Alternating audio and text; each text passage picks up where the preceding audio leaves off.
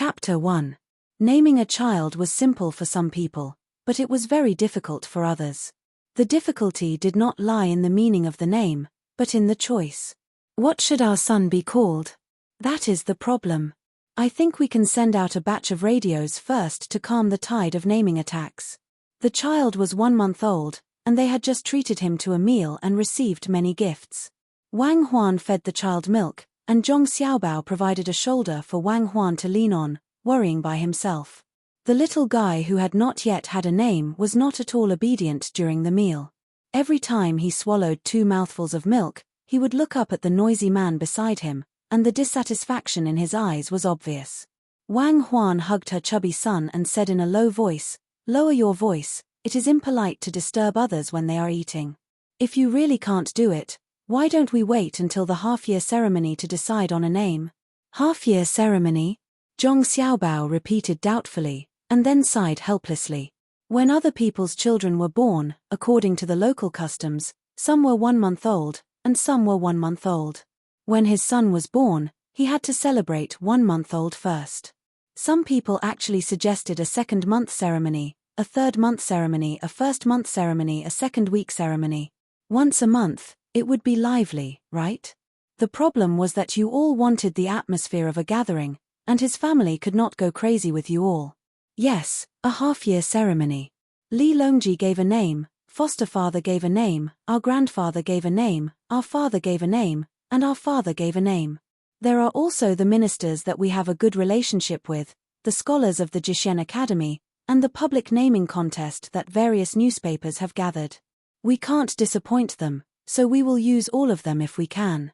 Wang Huan patted her son's head as she spoke. The little guy stopped talking and returned a big smile to his mother. Zhong Xiaobao frowned and thought for a while before saying, "Do you want me to give him an Arabic name?" "Use all of the names that everyone gave.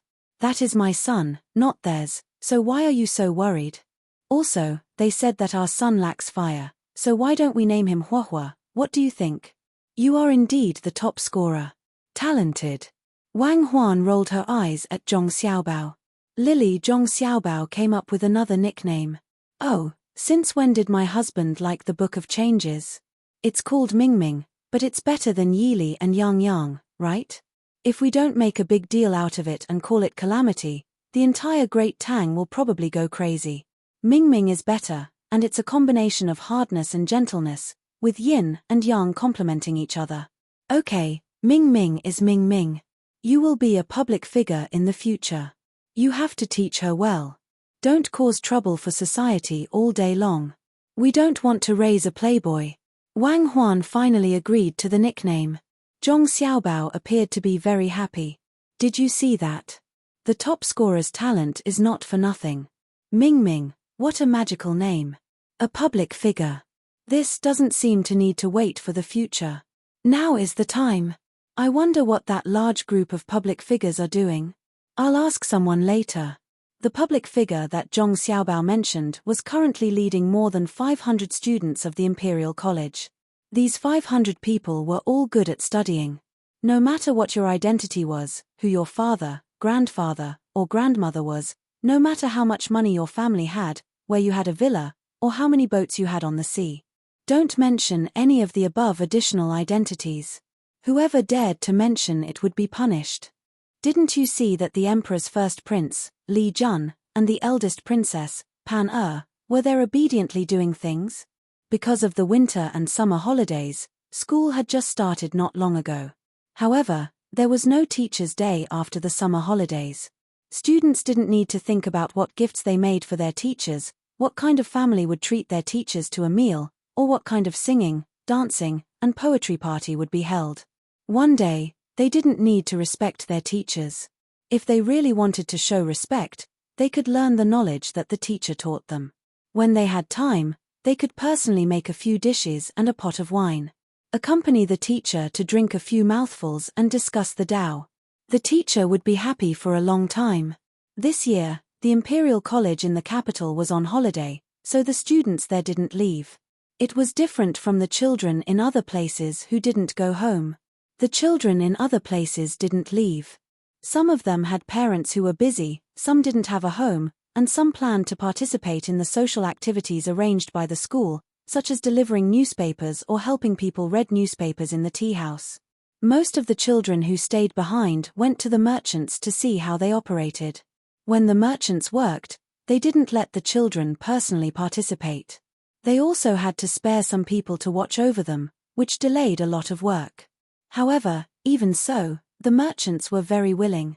They participated in the Chaoyang action, paid for the school, and brought the children to their family's business to watch. They hoped that the children would leave a good impression. In the future, when they learned something, maybe a few more of them would come to their business to help. The students of the Imperial College in the capital wanted to have a chance to see Zhong Xiaobao and Wang Huan. This year, Zhong Xiaobao and Wang Huan didn't leave the capital. They still had the position of regional governor. When they had nothing to do, they went to various departments. They went to the Ministry of Works the most, then the Ministry of Revenue. However, they didn't go to the Imperial College. During the holidays, the students of the Imperial College didn't plan to leave. They hoped that Wang Huan, who had finished her confinement, could come out and visit the Imperial College with Zhong Xiaobao. In the end, Zhong Xiaobao and Wang Huan didn't come. Instead, it was Xiaobei and the others. It wasn't that Xiaobei and the others didn't want to come out. It was just that the 4 children of Ji Xiong and Rui had been quite distant from them. They used a few months to regain their position in the hearts of the children. Then, they brought the 2-year-old children out to play. The group's destination was the capital's West Railway Station. To be precise, it was a flat area 1 kilometer away from the railway station. They planned to build a freight warehouse here. The railway station on the west side of the capital had just been built a little over a month ago. At present, there were no buildings on the ground 1 kilometer away. They had only flattened the ground a little. When they arrived, Xiaobei stopped and looked around. He clapped his hands twice and shouted, "Let's make this clear first. In a while, someone will bring over the materials for the stove, pots, and so on. There will also be wheelbarrows for transport. The older ones will be sent to transport. The younger ones will do the work for me. The older ones will be in charge of looking after them. We chose you because you are the most knowledgeable of your age group. Students are ranked according to how knowledgeable they are. You are now students. When interacting with others today, we don't want to see any attitude or temperament that doesn't belong to students. If you talk to others impolitely, arrogantly, look down on others, order others around, or imply that your family is rich and powerful, once we find out, The 500 students opened their eyes wide and did not dare to make a sound. Especially those who had power and influence, they were even more nervous. They knew very well that they should not show off their family background in front of Xiaobei and the others. Xiaobei and the others wanted to establish an image for the whole Tang Empire. Following them out must be in line with their target behavior. Xu Yilong, who had been learning from Xiaobei and the others, sensibly brought up a loudspeaker and asked cooperatively, "Xiaobei, why did you find us today?" "That's a good question." Xiaobei nodded at Xu Yilong to show his appreciation. He continued, "What's the work today?" "It's boiled beans, the kind that are green before the beans are ripe." "Where did the edamame come from?" "You definitely won't be able to guess. It came from Shanyang County of Chuju in our Tang Empire. A total of 3,000 tons. I bought it." Xiaobei gestured a number. Seeing that many people were surprised, he nodded with satisfaction and continued, "You must be thinking, how do I eat the edamame that I bought? Why don't I process it locally?" All of the students had the same expression on their faces. Speaking of which, Shanyang County is really good. It's next to the Huai River and there's a canal. It's not far from the sea, and there's a small fork in the railway. The local bamboo resources are rich, very suitable for the growth of vegetables. Moreover, whether it's the breeding of livestock, poultry, or aquatic products, it provides a natural and convenient environment. But it's really not suitable for planting soybeans. It's not that it can't be planted, but the natural climate has a great impact on the growth of soybeans. If you plant soybeans, the land can't be planted with other crops. It's a waste of beneficial resources. Especially this year, there's a lot of rain there. The soybeans in a similar place are about to be harvested, but they're still green. A child who's studying in the school sent us a telegram and asked what we should do. The soybeans are not big now, and they're not round. Their snacks now are boiled edamame. We don't have the ability to let the local soybeans grow and ripen immediately, so we can only buy most of them, 3,000 tons. They can continue to cook the rest. Xiaobei explained why the edamame was shipped over. It was mainly to help the local growers reduce their losses. The students could guess that the price that Xiaobei and the others gave was not low. Of course, they wouldn't give the price of ripened soybeans. It was already a great favor to let the people there not lose money. Since we bought the soybeans, we naturally have to cook them. Green soybeans are more difficult to preserve, so they'll be sterilized at high temperatures and have some salt. We really don't want to wait for the water route.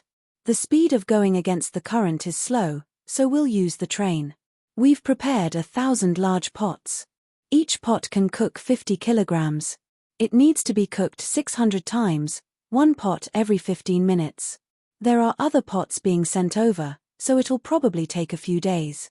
Actually, what I want to cook now is people, not those damn edamame. I asked you to come here to tell you that if you have the opportunity to be a local official in the future, you should investigate the local situation clearly before you do anything. As for the local officials involved in this matter, wait until we finish cooking the edamame. Xiaobei gritted his teeth as he spoke. His face was gloomy, and it was obvious that the officials involved were in big trouble. 3,000 tons of edamame were there, so no excuse or reason would work. Xiaobei, can you just buy the beans and cook them? An older student asked. How is that possible? They have to be frozen. Otherwise, why don't we process them locally in Chuzhou City? Winter comes early in the capital, so we can reduce the follow-up investment. We chose the West Station because there's a big hole 1 kilometer away. It used to be a small lake, but it's dried up. It's not worth it to fill it with soil. We discussed and decided to build an underground thermal storage room. The project is about to end in a few days. We originally planned to store fruits, but now we can only put the edamame. It's a last resort. Xiaobei, why don't you just cook the edamame and sell it in the store? Your family is so powerful, so it's easy, someone asked. Hee. At the mention of this, Xiaobei smiled happily. He blinked and said, it's not worth much now, and we'll lose money. You guys do the math. If we buy it at a premium, we'll add the cost of transportation, processing, and storage. When we sell it to the restaurant, the price is indeed high, but we take advantage of the original restaurant's low price advantage. In other words, if we put the edamame we bought in the restaurant, we'll make a profit and the restaurant will lose money. Then we can just ask our brothers and sisters for money. Why do we have to go around in circles? Everyone felt that this made sense, but they couldn't figure out why Xiaobei was smiling. Let me tell you, under normal circumstances, soybeans are related to sunshine. For example, in the south, there are also places with low rainfall, and places with low temperature, such as the northeast. However, this refers to the formation of soybeans. The rate of soybean oil production and soybean products output has nothing to do with taste.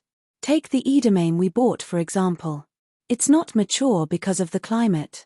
If we wait for a while, it will mature. However, one is delaying the planting of other things, and the other is that the beans are not full. But there's an advantage. The current edamame tastes sweet and tastes better than the normally grown edamame. We plan to save it for winter and sell it. It'll be cheap even if the price is several times higher. This is a commercial action, not a charity. We're just holding the goods. Anyway, our money can't be completely circulated. We don't care about the speed of cash flow and the return rate when we hold the goods. Do you understand what I'm saying? If you don't believe me, you can try a pot of it when it's cooked. Although the beans are relatively small, the more you chew them, the more fragrant they become. The taste is different from normal soybeans. As Xiaobei spoke, he noticed that many people were salivating. Thinking about his actions, he said embarrassedly, how about this? When winter is almost the new year, I'll give each of you 10 catties. Although they're boiled and frozen, they'll taste the same after they've melted. How about 20 catties? I also have a cost. All right, we'll see when the time comes. If we really can't sell them, I'll give you more. Go and transport the goods. The train is here. The older and stronger ones went to push the wheelbarrow, while the younger ones waited excitedly. They believed Xiaobei when he said he would give them 20 catties, but they didn't have any hope when he said he would give them more if they couldn't sell them. Chapter 2. 3,000 tons didn't sound like much at first, but the number in front was 3,000. However, in terms of kilograms, it was 3 million. If these late soybeans were left in the production area, it would cause a great loss to the local people. It wouldn't cause a riot, but it would greatly damage the local government's credibility. If Xiaobei bought it and made a profit in the winter, it would be a marketing success. If it lost money, it would be a failure of the plan. They would bear the risk. However, the local government wouldn't have it easy either. Whether Xiaobei and his team succeeded or failed, the local officials would be punished. There was no such thing as tuition fees or paying for economic development. Xiaobei gritted his teeth as he looked at the carts of soybeans. He was thinking about how to increase the punishment of the local officials. After thinking for a while, he realized that if he didn't use his privilege as a patrol inspector of the Tang Empire, there was no good way. Mistakes were made, and the local officials admitted it when they were caught. Even if it was partly due to luck, they didn't quibble. It didn't matter if it was a specific crime. At most, they would be stripped of their official position. It was impossible to say that they would be beheaded. If it was 20 years ago, such local officials could even ask for money and reduced taxes from the imperial court.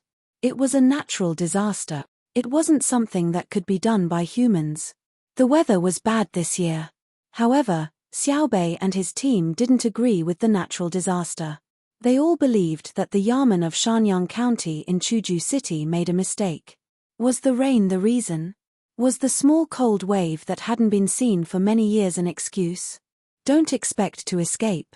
It's not our fault if we don't admit to 3 million kilograms of soybeans. Xiaobei grabbed a handful of soybeans and murmured. The reason why the soybeans were called marrow was that there was a layer of fine hair on the surface of the bean pod. It was very clear from a special angle and felt very furry. There was also hair on the mature beans, but it wasn't called soybeans. It was called soybeans or soybeans. There's a bug. It's white. A student from the Imperial College had sharp eyes and found a bug. He curiously reached out to touch it. The bug immediately rolled into a ball. The people nearby all looked at Xiaobei at the same time. Xiaobei didn't care at all. He said, "Cook. Mix the seasonings well. Cook one pot at a time. We'll eat the first few pots. The purpose is to control the heat. Cook in the big pot without a lid. Cook for no more than 15 minutes. The soybeans will be green. Otherwise, they will be yellow. It won't look good." Bug. The student who was pinching the bug reminded. Let's cook them together. When it's time to sell them, there will be people who will select the ingredients. Don't be afraid, it's just a worm. It's not dirty, it's cleaner than the maggots in the sauce. Time waits for no one. Why don't I get someone to pick out a bunch of insects and fry them as snacks? They're fragrant and crispy. Have you eaten fried grasshoppers before? Well, those who shook their heads were all children from rich families. Poor people like me have to eat a few pounds of it every year. Xiaobei licked his lips as if he was savoring the aftertaste. Xiao Yuan nodded in agreement at the side. After cooking the edamame, they planned to find a paddy field that had already been harvested to catch grasshoppers. For people like them who had traveled extensively with their families, there was nothing they couldn't eat. They had tasted scorpions, centipedes, moths, and so on. Especially on the trip to India, it was really addictive. Of course, they didn't eat raw things that could easily produce parasites. It wasn't that they couldn't eat them, but they were afraid that they would get sick from eating them. If it was livestock that had been quarantined, they could use a knife to cut off the meat and stuff it into their mouths to eat raw. They would eat until their mouths and hands were full of blood. For them, there was no blessing that they couldn't enjoy and no suffering that they couldn't endure. Many students from the Student Directorate of Studies from rich families had never tried it before. When they heard Xiao Bei's words, they swallowed their saliva. It wasn't slander but disgust. They shuddered when they imagined the scene of eating insects. As they had to look at the temperature first, only 3 pots started to boil water. The others started to wash the edamame. Normally, it would take a pot of cold water to boil for a quarter of an hour. If the edamame was taken out to cool, the water in the pot would still be boiling. It wouldn't take a quarter of an hour to boil the edamame again. The seasoning in the pot could still be used. After boiling it a few times, the water would be changed. Xiao Bei and the other 9 people, plus Shu Ilong, were busy. Only a small portion of the students in the student directorate knew how to work. Most of the rest were beginners. Xiao Bei looked at the situation, frowned, and sighed. She was obviously very dissatisfied with these people who didn't work hard and couldn't distinguish between grains and vegetables. The students were smart and knew how to read people's expressions. When they saw Xiao Bei's displeasure, they lowered their heads and worked seriously. They were also considering whether to participate in more practical activities after today. Anyway, they had to participate before the imperial examination and accumulate enough hours. Otherwise, they wouldn't be qualified. Some people were quick-witted.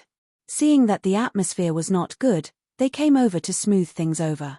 Xiao Bei, the officials in charge of Chuju City's Shanyang County are really wronged this year. The rain in front was fine, but who would have thought that there would be a small cold wave? It's just like the heavy snow in Luju. It's too rare, and we're not prepared. What? Luju? The heavy snow? I was born in Luju. Okay, I'll ask you if it's possible for it to snow in Luju. Let me ask you, if my father went to Luju to take office the year I was born, what he encountered was not a hurricane, but a heavy snow. 1,000 miles would be white and frozen for more than a month. Do you think Luju could survive?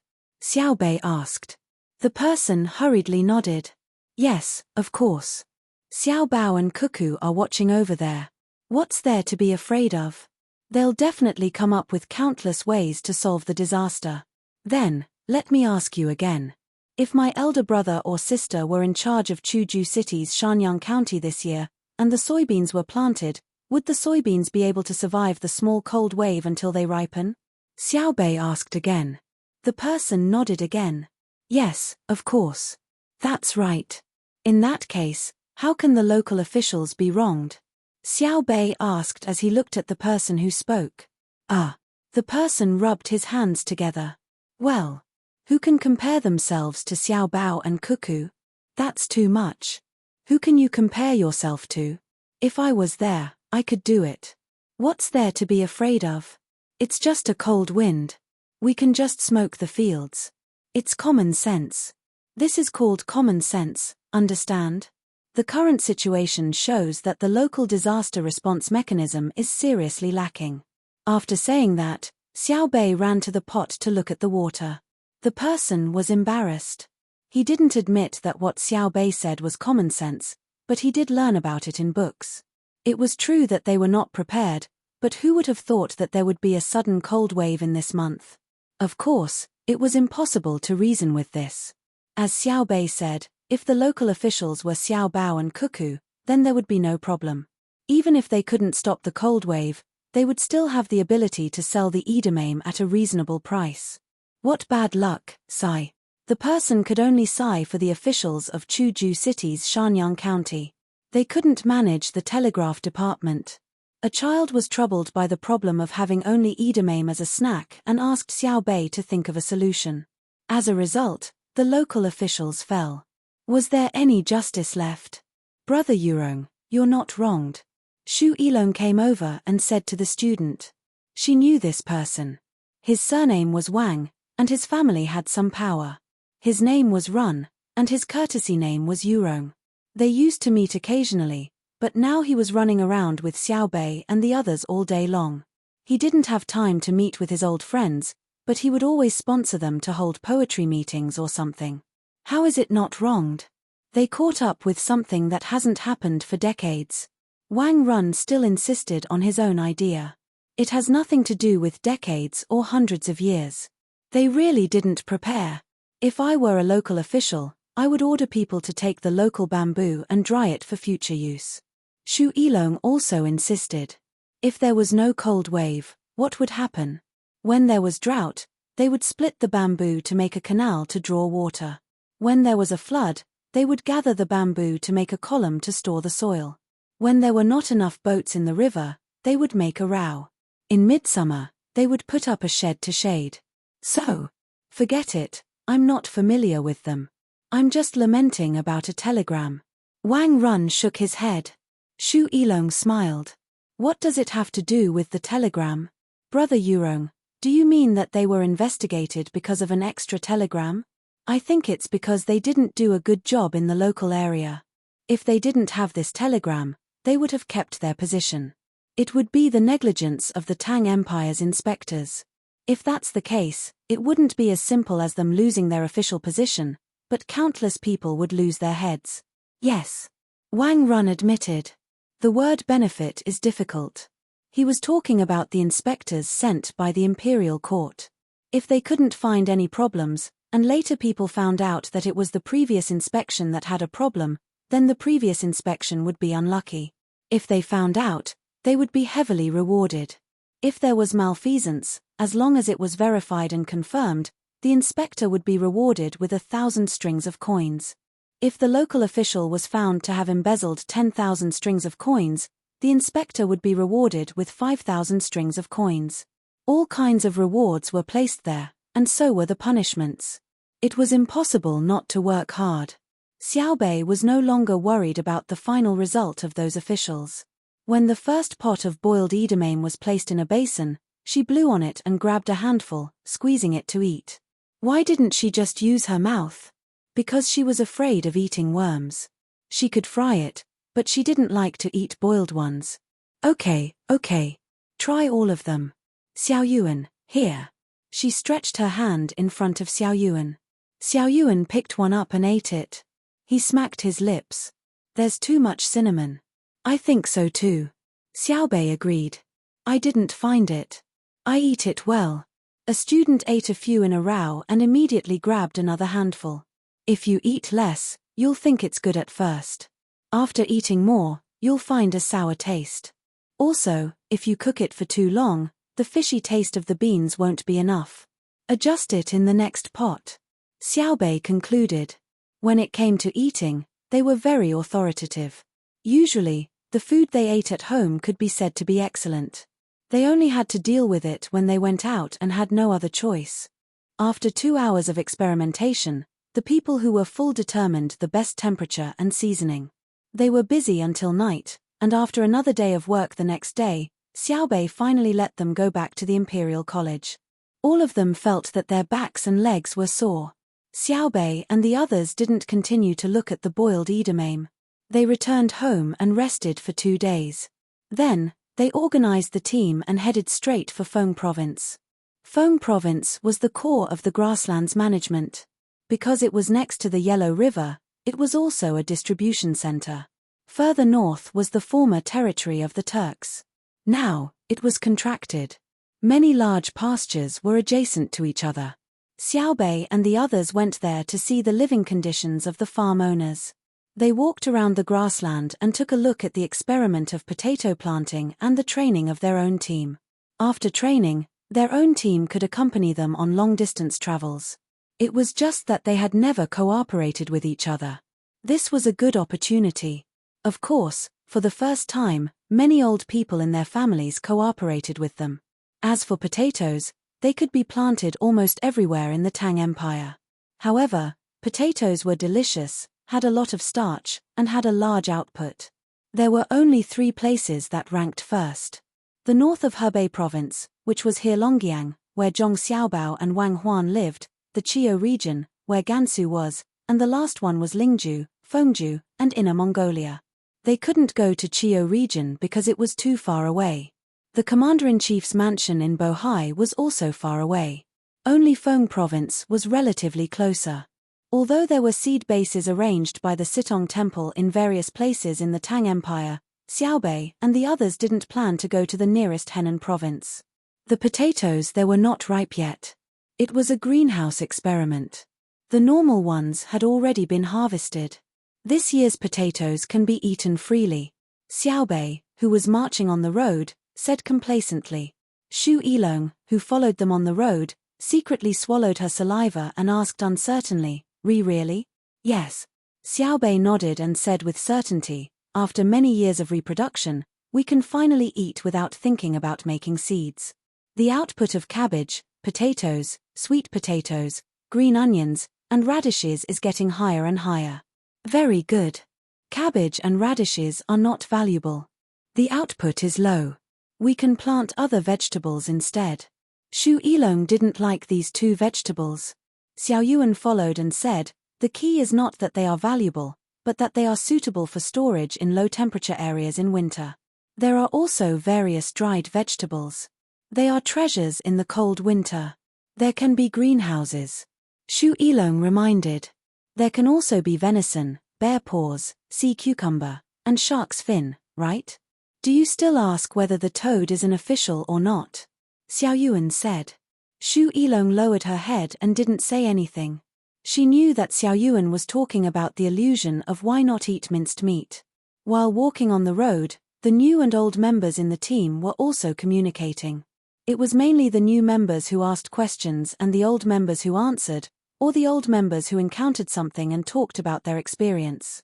Although the new members came from specialized classes and learned a lot, when it came to special tricks, the old members were still the best. The trivial problems in the team's journey were the most important.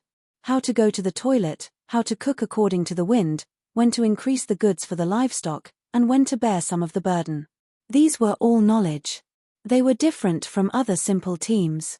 Unlike the caravan and the army, they were a comprehensive team. Combat, organization, logistics, and so on, they had to be able to change at any time. Even the chef could pick up the machine gun and fire at the crucial moment. In addition to serving the people from the other departments, the maids also needed to educate Xiaobei and the rest in the little details of life. When needed, they could become overlords. Even Xiaobei and the rest were always prepared. Otherwise, why would Shu Yilong's grandfather let him follow them? He was really cultivating people. With the departure of Xiaobei and the rest, the entire capital seemed deserted. Li Longji had been quite upset these days. Usually, there would always be a large group of children chattering about in the various palaces, but now they were all gone. Without Xiaobei's guidance, the other children couldn't play, and it was impossible for them to enter the palace and pull a maid to play games. They didn't have the guts, and they wouldn't be as stupid as Xiaobei. At least, that was what the censorate thought, although they didn't dare to impeach. Another winter is coming. I wonder if the Great Wall is still there when it snows in Jili State. In Xingqing Palace, Li Longji put on an extra coat and looked at the goldfish blowing bubbles in the fish tank. He seemed to be talking to himself. Your Majesty, I don't think there's much left. In the past, people would rather spend money to buy the location and even let people preserve it in ice. Recently, people don't pay attention to it. I guess they've stopped taking money. After all, it costs a lot. Jiao Lisha continued, Xiaobei and the rest can bear this kind of consumption. After all, they're rich. But, they're not stupid. Why would they spend money on a dead thing that exists every year?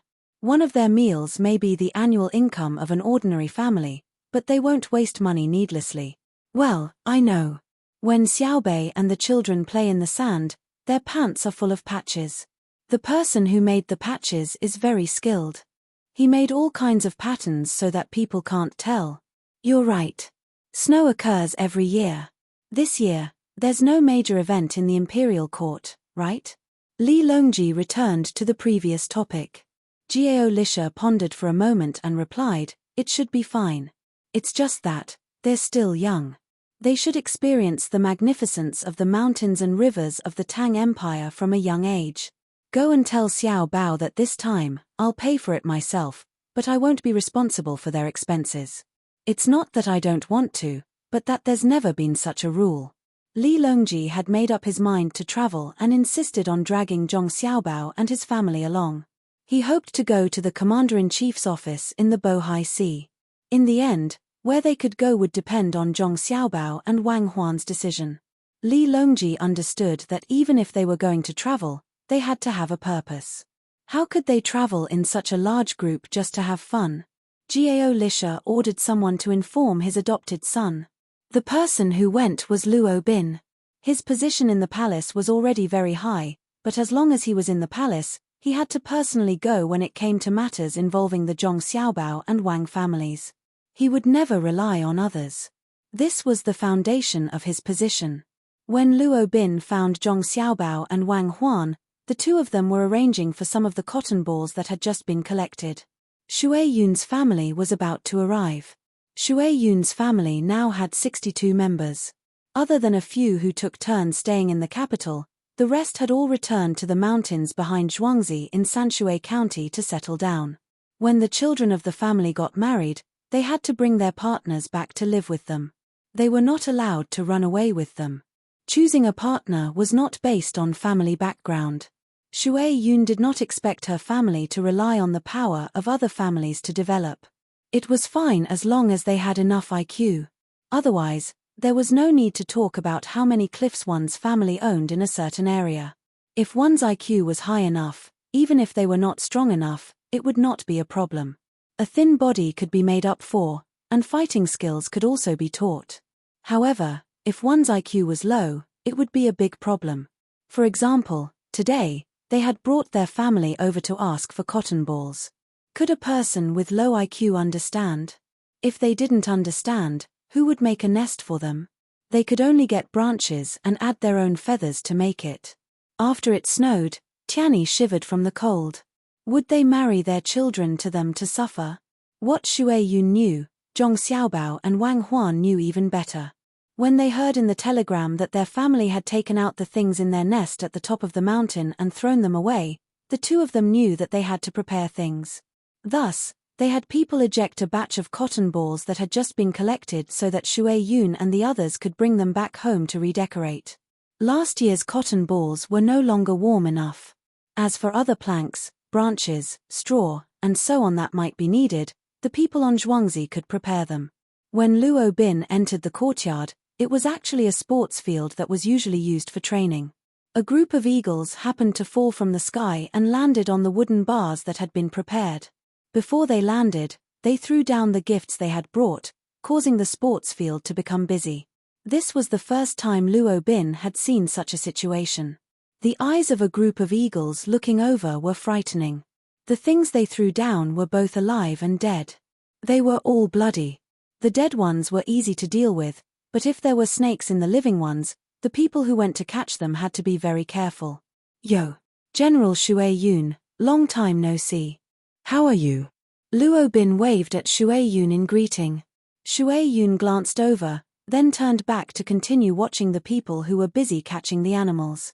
Luo Bin saw that Shui Yun didn't want to talk to him, but he didn't mind.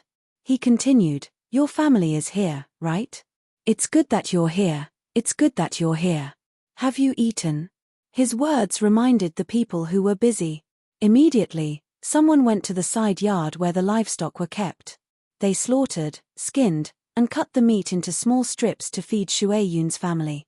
There were also people who were responsible for hanging a wide sink with clear water flowing in it. There were also people who began to spray water on the side to bathe the eagles. The medical staff also came up to check on the eagles one by one. When they found any scratches, they immediately disinfected them. The last group of people who came up were people who were familiar with the eagles. They hugged the eagles intimately and at the same time determined where the eagles in front of them were uncomfortable. It was similar to taking care of a child. Zhong Xiaobao also personally chatted with Shui Yun. "Do you want salt?" Zhong Xiaobao asked. He also brought a water bowl with a little salt.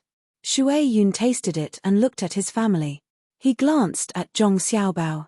Zhong Xiaobao understood. "No. Do you want fur?" Zhong Xiaobao had someone bring over a large box with a wide mouth. It was filled with rabbit fur and linen. Shui Yun looked at it and called out twice to his family. Then, 3 eagles called out. Immediately, someone rolled the meat strips in the feathery box and fed them to the 3 eagles. After feeding them several strips in a row, the 3 eagles began to vomit. The vomit was a mixture of fur and stomach contents. There were even small stones in it. After vomiting, the eagles drank some water and began to close their eyes to rest. They probably couldn't continue eating for the time being. Luo Bin opened his mouth slightly in surprise. Then, he asked in confusion, "Young master, this is?" "It's the procedure of taking care of the eagles. Shui Yun's family has Shui Yun, so it's easier to take care of them. If you need anything, you can ask him and he will tell you. It's more troublesome to take care of other eagles. Many times, the eagles get sick and die for unknown reasons."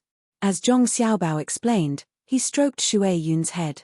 Shui Yun closed his eyes comfortably and enjoyed it. Luo Bin nodded as if he understood. Then, he asked, "Don't wild eagles live?" "They live, but living is different. Just like humans, they are all alive. Can the people of the Great Tang live the same way as people from other places?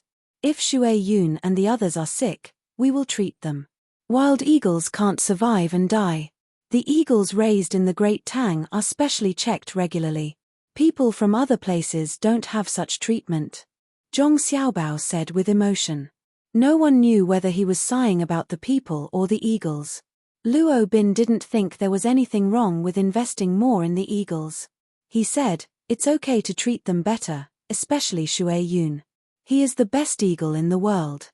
He can command all the eagles raised in the Great Tang.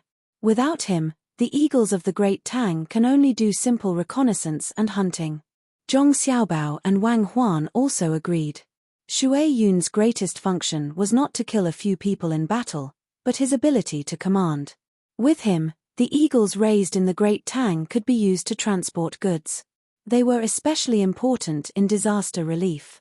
Not only were they flexible, but they were also fast. If a group of backpackers got lost in the mountains, it was most efficient to send out a group of eagles to find them. They could easily lock on to their position and then circle around. The rescue personnel on the ground didn't have to spend any effort to search. If a village lost contact with the outside world due to a natural disaster, Shui Yun could command the eagles to airdrop supplies. It was safer and more convenient than sending out planes. Without Shui Yun, the airdrop ability was lost. In reality, airdrops were often the most important thing. For example, in highlands besieged by heavy snow and torrential rain, the existence of Shui Yun was the hope of survival for the trapped people. After Shui Yun's family finished resting, the bundles of cotton were sent over. Zhong Xiaobao said to Shui Yun, "Xiaobei and the others have gone out for a walk. If you have time, you can fly around in the sky." After saying that, everyone made room and waited for Shui Yun's family to fly high before diving down. Otherwise, it would be difficult to fly if they just grabbed something on the ground. Eagles were the most beautiful when they were flying. The larger and longer the eagle's wingspan, the more handsome they were. When they swooped down to hunt, it was a display of strength and beauty. They could mix fierceness, speed, stretch, and leisure together. Anyone who had seen an eagle hunting had a dream of becoming an eagle, just to experience that moment of pride and conquest. Shui Yun was the overlord of this dream. Today, Luo Bin was lucky enough to see a group of eagles swooping down. Although they weren't hunting, the momentum was not much different. 62 eagles circling in the sky and swooping down one after another was not a common sight. The people near the capital all looked up excitedly. Some had even chosen a place to wait. They had already noticed when Shui Yun's family came. Li Longji had also received the news. At this moment, he was standing on the highest floor of the palace, looking through binoculars. From where he was, he could see the Zhong family and Wang family's battlefield in the capital. There was only one battlefield in the entire capital. Rather than saying that it was a training ground for the Zhong family and Wang family, it was more appropriate to say that it was a space for Shui Yun's family to move around. After all, Shui Yun was a general and should have a mansion. Other families built houses in their manors, but Shui Yun's family only had an empty space. At this time, it was clear who was more capable and who was less capable in Shui Yun's family. Every 2 eagles swooped down at the same time.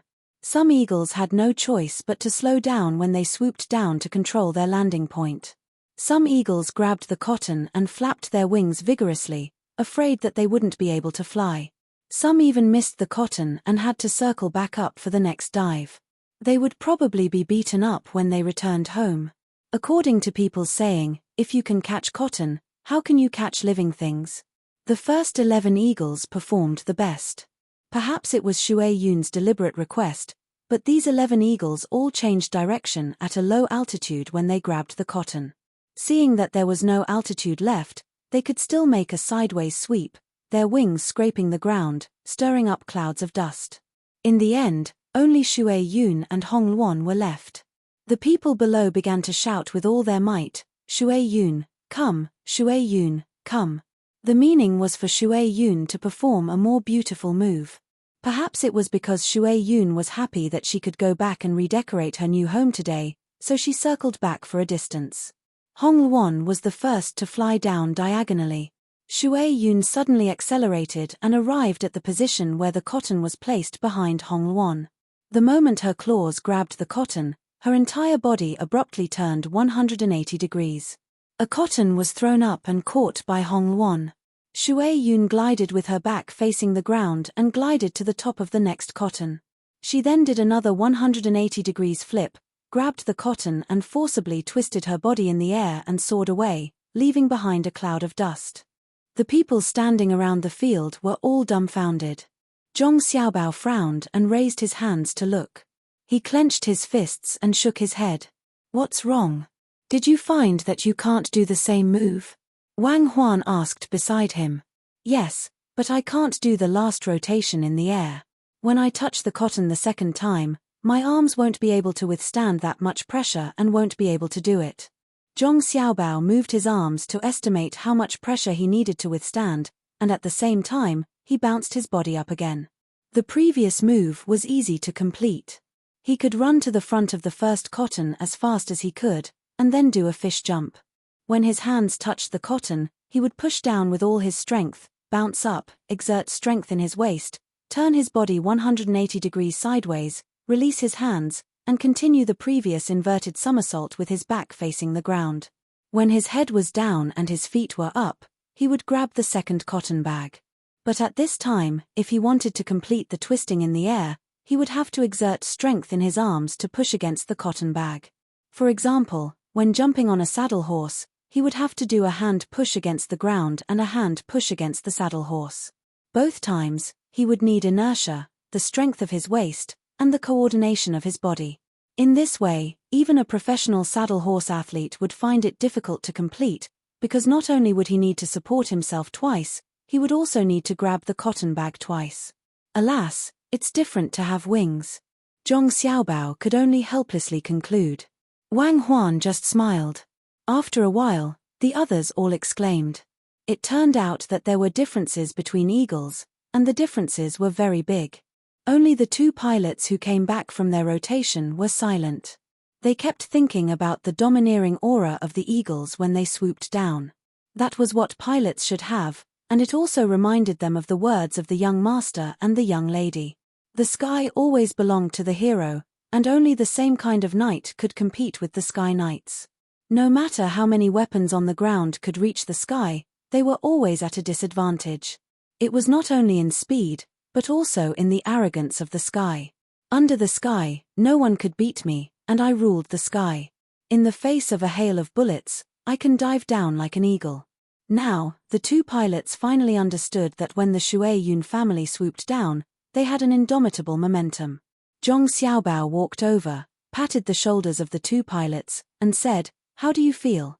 In 2 days, I will arrange for you to see the scene of the Shui Yun family hunting in the mountains, valleys, and plains." The two nodded with yearning. Chapter 3. Xiaobei and the others wanted to go to a place in Fengju to look at potatoes, so they walked along the Yellow River. After coming out of the capital, they first went east and then turned north, which happened to be the route of the Yellow River. It was better than crossing the mountains and then going to the desert. It was not that their team could not pass through such steep terrain, but that it was meaningless. The road was difficult and they walked slowly. They could not expect to meet anyone for 10 days or half a month. Walking along the Yellow River was different. In any case, The Yellow River was a mother river. If people wanted to live, they had to rely on a water source. Xiaobei and the others made up their minds to have more contact with people along the way. They did not expect to catch a corrupt official or anything. The current officials had become smarter, especially after the imperial court did not give them land and changed it to a simple salary. In addition, they would be inspected openly and secretly almost every half a month, and they would be given a generous reward when they left office. The officials calculated the cost of committing crimes and found that there were no huge benefits and a good way to live after leaving the Tang Empire. They all chose to be honest officials. The imperial court of the Tang Empire paid a lot of money for the inspectors. It seemed to increase the financial burden, but in fact, it made the national treasury more income than before. The officials who were qualified to participate in the morning court all understood what was going on. The local officials used various means to embezzle thousands of times more money than the inspectors. More importantly, once the officials put their minds on how to embezzle money, they would not be able to put more energy into governing the area. Once it became a habit or a hidden rule, the officialdom would be in chaos. The people would no longer support the imperial court and lose the hearts of the people. No matter how tall the Great Wall was, it would be useless. Therefore, Xiaobei and the others could only try to find trouble with the officials based on their abilities, but it was difficult to find any officials who secretly put money into their own pockets. Walking along the Yellow River could be close to the people. Every time they stopped at a place, they would take a look, and then invite everyone to sing, dance, eat, and so on. It was impossible to say that they did not commit any crimes. According to the people, if they did not commit any crimes, why did they come? Could it be that you don't like the people of our village? You came to our door but did not even say hello? Did we offend you? Did you still treat us as Tang people? Under such circumstances, during the month-long journey, Xiaobei and the others had nearly half a month to help the people repair their houses. The 9 little fellows and Shu Ilong each drank more than a catty of grape wine, which was over the limit. The only thing worth rejoicing over was that they had already considered the problems they would encounter along the way. They had prepared a lot of food and building materials. There were also sets of toolboxes. There were also kitchen knives, hose, and other accessories that they could exchange or give away. As for the corresponding wooden handles, they believed that the people would make them themselves and install them. Along the way, the commoners took out their own dried vegetables, cured meat, ham, and other things to serve them. Xiaobei's team didn't say anything and used them to cook. They didn't give them a single copper coin. Giving them money would hurt their feelings, so they could only use other things to make up for it. Today, Xiaobei's team arrived at Shalu village, which was next to the Yellow River in Yinzhou's Zhenxiang County.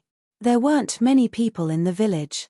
Last year's census recorded 210 households, 1,305 people. This year, under normal circumstances, there would be a few more, a dozen, or dozens more. It was hard to be sure. It needed to see how many children were born and how many people died. Relatively speaking, the data was quite accurate. There wasn't a situation where someone wasn't registered in the household register and didn't report it. It involved welfare, especially children. If your family accidentally gave birth to twins 3 times in a row, don't be afraid. They won't be fined and will be rewarded for being too good at giving birth. You don't have to worry about whether your children will have food to eat. The imperial court will help you raise them. If your family had twins this year, they would even invite you to make a report. Was there a secret recipe? The village chief of Shalu village is surnamed Zhao. He's 42 years old this year. He took over from his father. His father was the previous village chief. His grandfather was the previous village chief. His great-grandfather, unknown. Xiong as in detail. Xiong as in not Xiong. No education. No education. Just no enrollment record. When they were about to reach Shalu village, Xiao Yuan took out a piece of paper and introduced it. I told you to memorize it. Why don't you read it? Who doesn't know how to read it? Look, I'll read it for you. Why isn't there anything on the paper? Xiao Bei grumbled in dissatisfaction. He snatched the paper and was about to read it, but he was dumbfounded. Paper was paper. It was like a big white book. It was blank and much cleaner than the word field. Xiao Yuan, you're bullying me. Brother, look at Xiao Yuan. He's clearly holding a blank piece of paper and yet he's still pretending. Xiao Bei was unhappy again and complained to Xiao Hai. Xiao Hai was silent. No matter how much he protected his sister, he couldn't be shameless, right? No matter how good his logic was, he couldn't find a reason to be biased towards his sister. The others were also silent, making Shu Ilong feel that the atmosphere was somewhat heavy. Just as she was about to open her mouth to ease the tension, Xiao Bei smiled at Xiao Yuan with the paper in his hand and said, Xiao Yuan, I know. You want to give me a surprise, right? Forget it. What surprise? Last night when everyone was eating, you gave me a piece of information and asked me to look at it. I scanned it twice. Then you pulled me to ask how many experimental sites the Sitong Temple had here. What did you want me to do? I could only follow the method my brother and sister taught me to memorize the pictures. Now you're asking me about the local situation. If I don't take a blank piece of paper, how can I concentrate on recalling the pictures? The simple and honest Xiao Yuan spoke his mind. Xiao Bei pouted. Xiao Yuan, you won't be able to find a wife in your lifetime. An official who doesn't know how to coax girls isn't a good genius. A group of people rushed over. They must be from Xiaolu village. Xiao Yuan, how does the information describe village chief Zhao? It didn't write. 42 years old, Xiao Yuan replied. Looking at his expression, it was clear that he didn't care what Xiao Bei said. Shu Ilong, who was at the side, realized that she was once again nervous for nothing. The atmosphere didn't matter to the 9 people. Looking at Xiao Bei and Xiao Yuan, she shook her head and felt endless envy in her heart. She didn't believe that Xiao Bei wouldn't marry Xiao Yuan. Habit was a scary thing. What was more scary was Xiao Yuan's personality and talent. In the blink of an eye, Xiao Bei, who had forgotten what had just happened, was staring at the crowd. Suddenly, he clapped his hands and shouted happily, I know. The one surrounded in the middle is the village chief. 42 years old and looks slightly old. Xiao Yuan interrupted without giving face. That's his father. He's 57 years old this year. How do you know? Xiao Bei was unconvinced. Because there are records of his father. He has less hair on his forehead, 2 sideburns over his shoulders, and 2 moles on his left cheek, Xiao Yuan added. I really can't afford to be hurt today. Xiao Yuan, next time you insist on saying everything, even if I interrupt you. Xiao Bei saw that the person in the middle was indeed bald. The person supporting him by the side was probably the current village chief. Seeing that the people were getting closer, Xiao Bei first looked at the guard at the side. The guard nodded, meaning that the scout from before had confirmed that there was no danger in the crowd. Xiao Bei immediately took the lead and ran over. His main target was the bald old man. As for the current village chief, sorry, your father is more important than you. If you dare to be unreasonable, I'll catch you and send you to the mines. Crime, unfilial. Uncle Zhao, why did you come personally? We should be the ones visiting you. But your body is really good. If it were me, I'd be so tired that I'd be panting from running all the way here from our village. Xiao Bei, who ran up to him, raised his head and greeted him happily. Not to mention Xiao Bei's official position and background, just based on his appearance, expression, and the words he said, he had won the favor of all the villagers. To what extent? If Xiao Bei accidentally broke one of their thermos bottles, not only would they not say that Xiao Bei was in the wrong, they would even say that they wanted to get a new one, but did not have the time to kick it. At the same time, they would kick the other thermos bottle so that Xiao Bei could enjoy listening to the sound. Even if he did something wrong, that cute look made it impossible for people to feel unhappy. They would even worry that Xiao Bei would feel bad. Plus, with the words our village in his speech, he instantly closed the distance between them. The old village chief ran his hands through his hair. He was smiling so widely that his eyes could not be seen. He nodded repeatedly and said, Our Xiao Bei must be tired. This is my useless son, Zhao Wuning. I mean. The current village chief, Zhao Wuning, corrected his father's words. His voice was slightly lower. You can. What can you do? Wu, you made a mistake when you were registered, so you are Wu. You think you have half of our Xiao Bei's ability? The old village chief did not show any mercy and reprimanded him with a straight face. When he turned around to face Xiao Bei and the other 9 people, he changed his expression and said kindly like a father, I heard that you are going to Fengju. Don't be in a hurry. Go home and stay for 2 days. The village has prepared everything.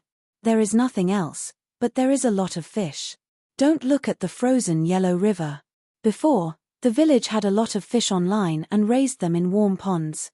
Xiao Bei's eyes quickly turned and he nodded. Eat. Do you have carp? We love to eat carp from the yellow river the most. It has a hint of earthy taste. When I went to India with my elder brother and sister, I was not used to eating fish from the stream. I can't taste the earthy taste and feel less like home. Xiao Yuan and the others nodded vigorously to show their agreement. In fact, they really did not want to eat it. The fish that people caught before the ice was frozen could be sold at a high price when the weather turned cold. However, they had to eat it. Not only did they have to eat it, but they also had to act like they were in a hurry. Otherwise, they would seem estranged. They could only see what the village needed and make up for it when the time came. Seeing that the little guys agreed so readily, the villagers were happy. They turned around and walked back. Xiao Bei grabbed the old village chief's hand and jumped up and down. As he walked, he said, Uncle Zhao, are there many people in our village who chisel the ice to catch fish in winter? Not many. Chiseling the ice is a laborious job. It is far from the big county town. If they are not fresh, they are not worth much if they are transported there. If they were raised in advance, they would have been transported to the county town long ago. They would rent a few houses in the village to raise them and sell them when the time comes, the old village chief replied naturally. Xiao Bei nodded. Oh, why don't we use a charcoal brazier to float on the water? We have to go over the mountain. Do you think the brazier will overturn? Yes, Uncle Zhao. I suddenly thought of something. Our village has a thermometer, right? Xiao Bei asked again. Yes, it is used to hatch chicks and ducklings. It was given to me by your family. When the chicks are not hatched, I will take care of it. When the chicks are hatched, I will take care of it once a day. No one is allowed to say that they have lost it. Everyone in the village knows about it. Although the thermometer is small, it requires a lot of technology. Other countries dream of having it, but they can't make it. I have to protect it. I can't blind Xiao Bao and Cuckoo. The old village chief spoke very seriously at this time. It was a kind of guarantee. Xiao Bei smacked his lips. The cost of that thing is very low. If someone tries to rob it, it will be fine to give it to them to ensure your safety. When you return, report it to the authorities. Since there is a thermometer, I just happened to bring something with me. It is a heater.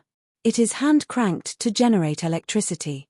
When it passes through the resistance, it becomes hot. Take out 2 sets to sell fish in winter.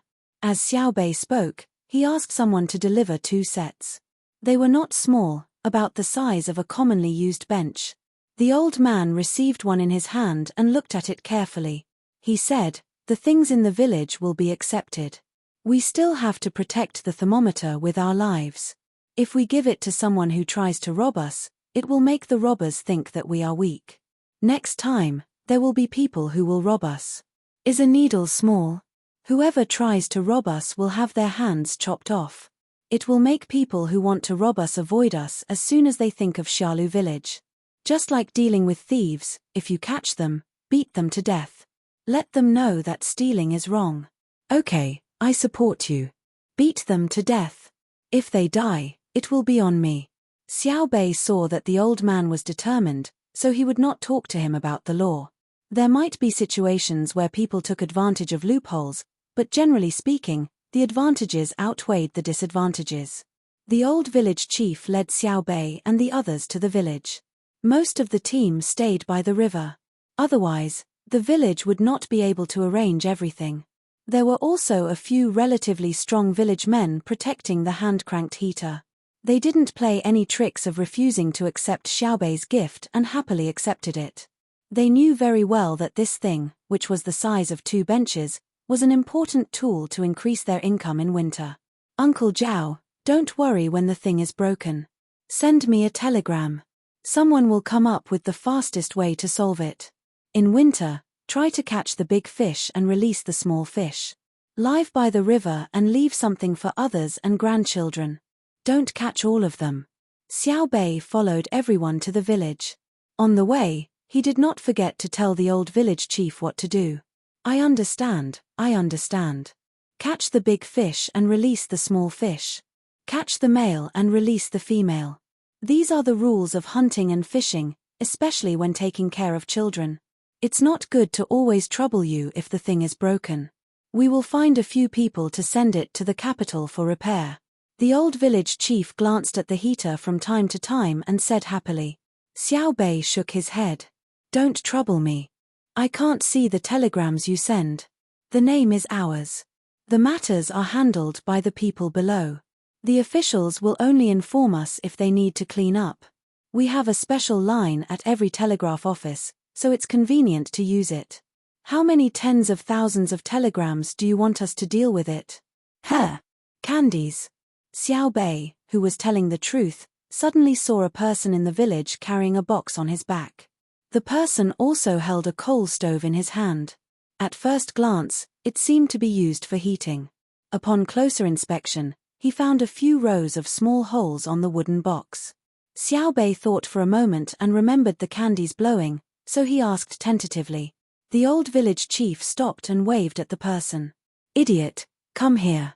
Xiao Bei and the others want to eat candies. When the person came closer, the old village chief introduced him to Xiao Bei and the others. This is an old skill passed down in the village. In the past, we used to make clay figurines. Later, when the price of wheat stabilized, we started to make dough figurines. In the past 3 years, when the price of sugar stabilized, we started to make candies. Okay. Continue to make clay figurines and dough figurines. It's a skill. Let's not talk about other things. Let's talk about toys. There are also shapes in them. Help me make a panda. Xiao Bei made a very difficult request. The panda did not care about its size, but its color. I want a koala. Little Yuan thought of something equally cute. Don't listen to Little Yuan. Only Lu Ju and Chang and have koalas. Ordinary people haven't seen them. Xiao Bei was afraid that the other party would be embarrassed, so he helped him out. Little Ju stood up and opened the drawing folder. She used a pencil to draw 3 pictures on the paper. One was the front, one was the side, and one was the back. Koala. Her craftsmanship shocked the honest fool, and he sincerely commented, amazing. Of course it's amazing. You don't have to say it. Hurry up and blow it. The village chief, Zhao Wuning, finally found a chance to interrupt. The idiot was indeed honest and obedient. He put down the stove and put a tin box on the rack to bake. There was a sugar paste inside. It seemed that it had been cooked before. The idiot picked out a piece of sugar paste and dipped his hand into a chipped bowl beside him. He began to process the sugar paste into a hollow shape like a big water droplet. Xiao Bei frowned slightly. The old village chief hurriedly explained, it's starch, not talc. It can be eaten. Talc can be eaten too. I'm just thinking about who will blow it later. Xiao Bei did not care about why the other party did not wash his hands before. Whoever buys it has to blow it. He's too young and doesn't know how to use strength. It's difficult for an adult to blow it. The idiot finally spoke. Xiao Bei nodded and admitted that it was difficult for the buyer to blow the sugar figurine. However, it was also an important test of skills. Xiao Bei had seen one in Idyll before and the success rate was very high. She did not know how good the idiot was. While Xiao Bei was thinking, the idiot handed the candy to her and said, blow it. You need to use strength, I know. Watch me. Xiao Bei did not need to be told how to use strength. She puffed up her mouth and blew. The idiot began to shape it. When Xiao Bei breathed out, the panda had already taken shape. The idiot was very satisfied and smiled kindly at Xiao Bei. Xiao Bei, you're amazing. Zhao Wuning praised again. Xiao Bei was modest. It's okay. It's important to cooperate. As the saying goes, Don't be afraid of a godlike opponent, but be afraid of a pig-like teammate. Who said this? Zhao Wuning had a strong desire to know. My brother. Xiao Bei answered. That makes sense. Zhao Wuning immediately praised. The idiot was brushing the color of the panda. Xiao Bei did not know if he was holding a brush or a small brush. He dipped it in something like black powder and brushed it on the panda. Then, he dipped it in starch to adjust the color. What's black? Xiao Bei was a little worried and asked. Sugar. The old villager gave the answer. This time, Xiao Bei was relieved. She didn't ask why the candy was black, nor did she ask if the black candy was bitter. She knew that as long as the process and the heat were controlled properly, there wouldn't be any problems. Her brother could make the candy into a variety of colors. The easiest way to make black candy was to make black dates, while purple was to make ripe mulberries. Boiling the sugar soup could make the candy from white, yellowish, golden, red, and black. Of course, this required a very deep foundation. It was theoretically possible, but it did not mean that everyone could do it. A panda was finished in the hands of the idiot. The idiot took Xiao Zhu's painting and looked at it carefully. He remade the hollow water droplet. The people around did not show any surprise. Looking at pictures and making things was the most basic professional quality of the Tang Empire's craftsmen. It belonged to the entry level. Some masters even asked their apprentices to do it. Zhao Wuning looked at Xiao Bei fiddling with the panda. He thought for a while and said, judging from the changes in the craftsmanship of the idiot's family, it can well reflect the economic development. In the transition of clay figurines, dough figurines, and sugar figurines, the imperial court's policy is the first. At the end of economic development, there will be no sugar figurines, because sugar is no longer a necessity for people. You little brat. You don't admit that you are incompetent. The old villager began to lecture his son, a 42-year-old brat. At the end of economic development, people no longer pursue sugar, but the craftsmanship of making sugar figurines. When sugar is worthless, the craftsmanship will be valuable. Xiao Bei, am I right? Uncle Zhao, you are so awesome. My brother and sister said that people will cherish the simplicity in their hearts more when they are flashy. In fact, I wanted to make a few models just now. Put the sugar inside and blow on it to make it shape. But then I thought about it. How can I show the craftsmanship in that way? Things for the masses have low production costs, fast processing speed, and convenient use, but they are not worth much. Xiao Bei freed up a hand and gave a thumbs up. The old villager coughed and glanced at his son. Didn't they say that the more beautiful something is, the better? Zhao Wuning was not convinced. Xiao Bei patted his clothes and said, who can make a positioning for beauty? Look at my clothes. The shirt and outside are pure cotton, and the inside is filled with duck down. It is clean, simple, generous, and comfortable. Isn't this another form of beauty? Do you think that my family can't make all kinds of flowers on my clothes? Look at my head. 2 horns are twisted, and the rest of my hair is draped over my shoulders. Don't I look good with a light yellow headband? Isn't it more pleasing to the eye than wearing all kinds of gold and shining stones? Don't tell me that my family doesn't have fist-sized pearls. Green mountains, clear water, and blue sky.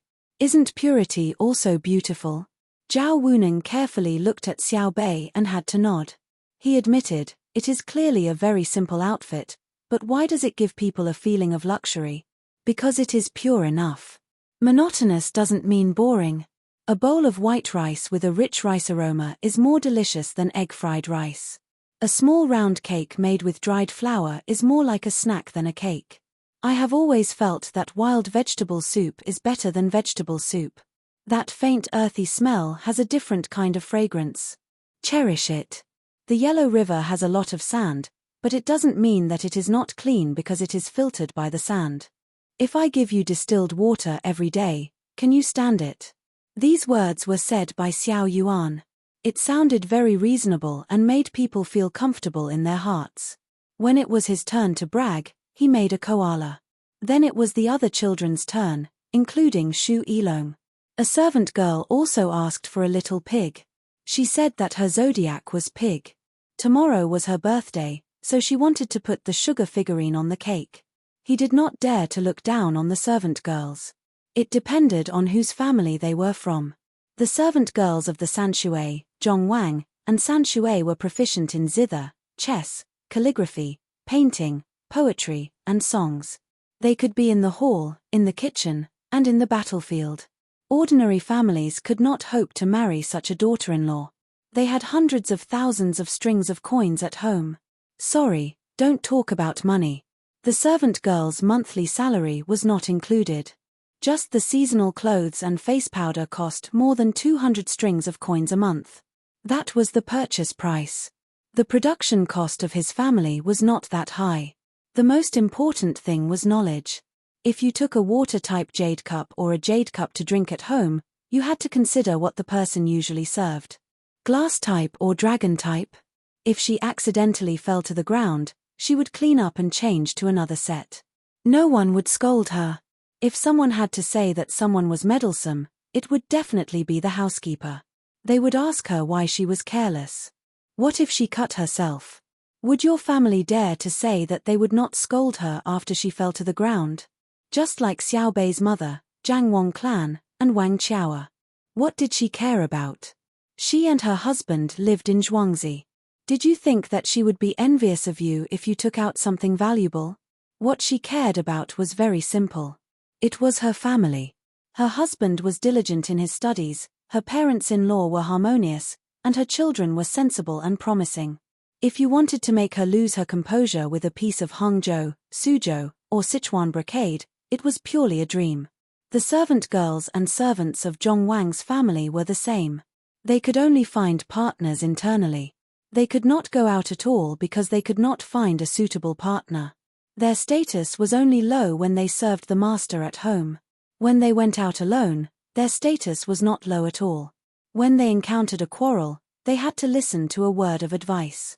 Not only did they know who their master was, but they also understood their abilities. Their words were even more convincing than the judgment of the Yamen officials. They were selfless and fair. Therefore, no commoner really treated them as servants. For example, the servant girl now wanted a piglet. Was it overboard? As long as it was not overboard, Xiaobei and the rest did not say anything. Respect and love were in their hearts, not on the surface. At the crucial moment, the servant girl could stand up and block a knife for Xiaobei and the rest. As long as she did not fall, Xiaobei and the rest would be fine. It was better than watching the rules and running away when there was danger. Ah, I almost forgot. Sister Xiao Ling's birthday is tomorrow. She will be born on the 20th of October. It's midnight. Xiaobei guessed. What midnight? It's 2:45 in the morning. The 5 elements lack wood. After tonight, let's find a place with a lot of woods to celebrate Sister Xiao Ling's birthday. But we can't choose a place with the back of the mountain. It's too dark, and we can't choose a place that welcomes the sun. We have to choose a good place for the sun. Xiao Yuan immediately corrected him. This was the advantage of having a good memory. It made people feel comfortable. Thank you, Miss Bei and the young masters, for remembering me. The servant girl Xiao Ling was really touched. Did the master remember the servant's birthday? Yes. But only 1 or 2, and they were the kind that were very important. For example, Li Longji knew Jiaolisha's birthday, and he remembered it very well. The princes and princesses also remembered it. But in the past, Li Longji would not help to celebrate. He would only find a reason to take a day off. Jiaolisha was already very happy. Otherwise, he would not be so loyal. Moreover, because of his loyalty, he had gained the favor of Zhong Xiaobao and Wang Huan. He even let Zhong Xiaobao recognize him as his adoptive father. When a person was loyal to such a degree, no one would have the nerve to find fault with him, even if he was a eunuch. Zhong Xiaobao and Wang Huan had both been betrayed before. Otherwise, the two people's information would not have been leaked. That kind of pain was truly unforgettable. And Wang Huan also did not have the information that Zhong Xiaobao had been to prison to learn his skills and change his identity time and time again. Zhong Xiaobao also did not have the ability to escape from Wang Huan's control at the last moment. It was called the seamless way. A skilled butcher dissects an ox, but the person is not an ox. Betrayal and loyalty were really a cycle, pervasive. Who was in heaven? Who was in hell? Therefore, Zhong Xiaobao and Wang Huan liked Jiao Lisha because he did not betray. But they always felt that Li Longji had given Jiao Lisha too little. You don't even show up for someone's birthday? Well, if you don't show up, we will. Therefore, Li Longji had to show up and follow. In recent years, Jiao Lisha's birthday had always been celebrated by 4 people. He, Li Longji, Zhong Xiaobao, and Wang Huan. Zhong Xiaobao would make a very small cake, followed by more than 20 dishes. After the dishes were prepared, the 4 stoves would cook at the same time. In a very short time, the table was filled with dishes. Jiao Lisha was an exception. Even the crown prince had to call him Master Jiao. There were many servants in the Zhong family and Wang family. Unexpectedly, everyone who followed the team was remembered. Xiao Ling knew these things. What moved her was not Xiao Yuan's memory, but Xiao Bei and Xiao Yuan's willingness to remember. She believed that in the team of more than 20,000 people, the young master and the young ladies could remember everyone's birthday. Because there were only 350 days in a year, it was enough to remember the number of days. Xiao Ling knew the young master's ability, but the people of Xiaolu village did not. When they heard Xiao Bei and Xiao Yuan directly mention a servant's birthday, they were shocked beyond words. Xiao Ling, who had received a birthday gift, ran away happily. Xiao Bei began to carefully ask the old village chief about the situation in the village. The old village chief answered, and the village chief's son helped to fill in the gaps. There were also villagers who interjected from time to time. Everyone lied and cheated. They even revealed that the village had deliberately underreported the rent by 77 do this year. We were too selfish. The harvest was obviously good, but we underreported it just to leave more money for the village's public use. The old village chief spoke. When he faced Xiao Bei, he actually blushed. He really could not lie in front of Xiao Bei's big, watery, and innocent eyes. The people in the village were very nervous. Underreporting? With the benefits of the imperial court, they did not need to spend money on medical treatment, raising children, providing for old age, education, and so on. In the end, they played tricks on the rent money. It was unreasonable. Xiao Bei nodded naturally and said, "It's fine if it's underreported. Actually, our Tang Empire really does not care if you underreported the amount of grain. My brother and sister cherish the grain, and we also do not waste it. It is not that the Tang Empire lacks grain now, but it is not easy to control. We need to find a balance. Of course, more importantly, our family does not have the habit of throwing away large amounts of staple food. Not lacking. No one is starving." The old village chief did not believe it. Xiao Bei was even more unconvinced. He said, "Some people do not have enough to eat, but it is not a problem of grain. It is that they live in a remote area. The normal official road does not pass through. They do not pay rent, not to mention silk and taxes. They open up the mountain to plant some grain.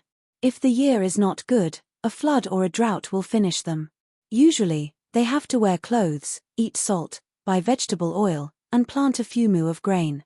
It is not enough for their daily needs. It is even more difficult for children to go to school. They can only see them once a month because they live in school. If not, they will walk for 2 days and come back after 2 days." The villagers deeply agreed. It was indeed as Xiao Bei said. Remote areas, especially the mountains, were really poor. They were so poor that people could not bear to look at them. "Xiao Bei, can't we just build the official road there?" a villager suggested. "No, definitely not. It is not worth it. There are more than 30 miles of mountain road and there are a total of 6 families. How can I build the road there? If the money used to build the road was stored in the bank, just a year's interest would be enough for them to live for the rest of their lives. How stupid would the imperial court be to let them build the road?"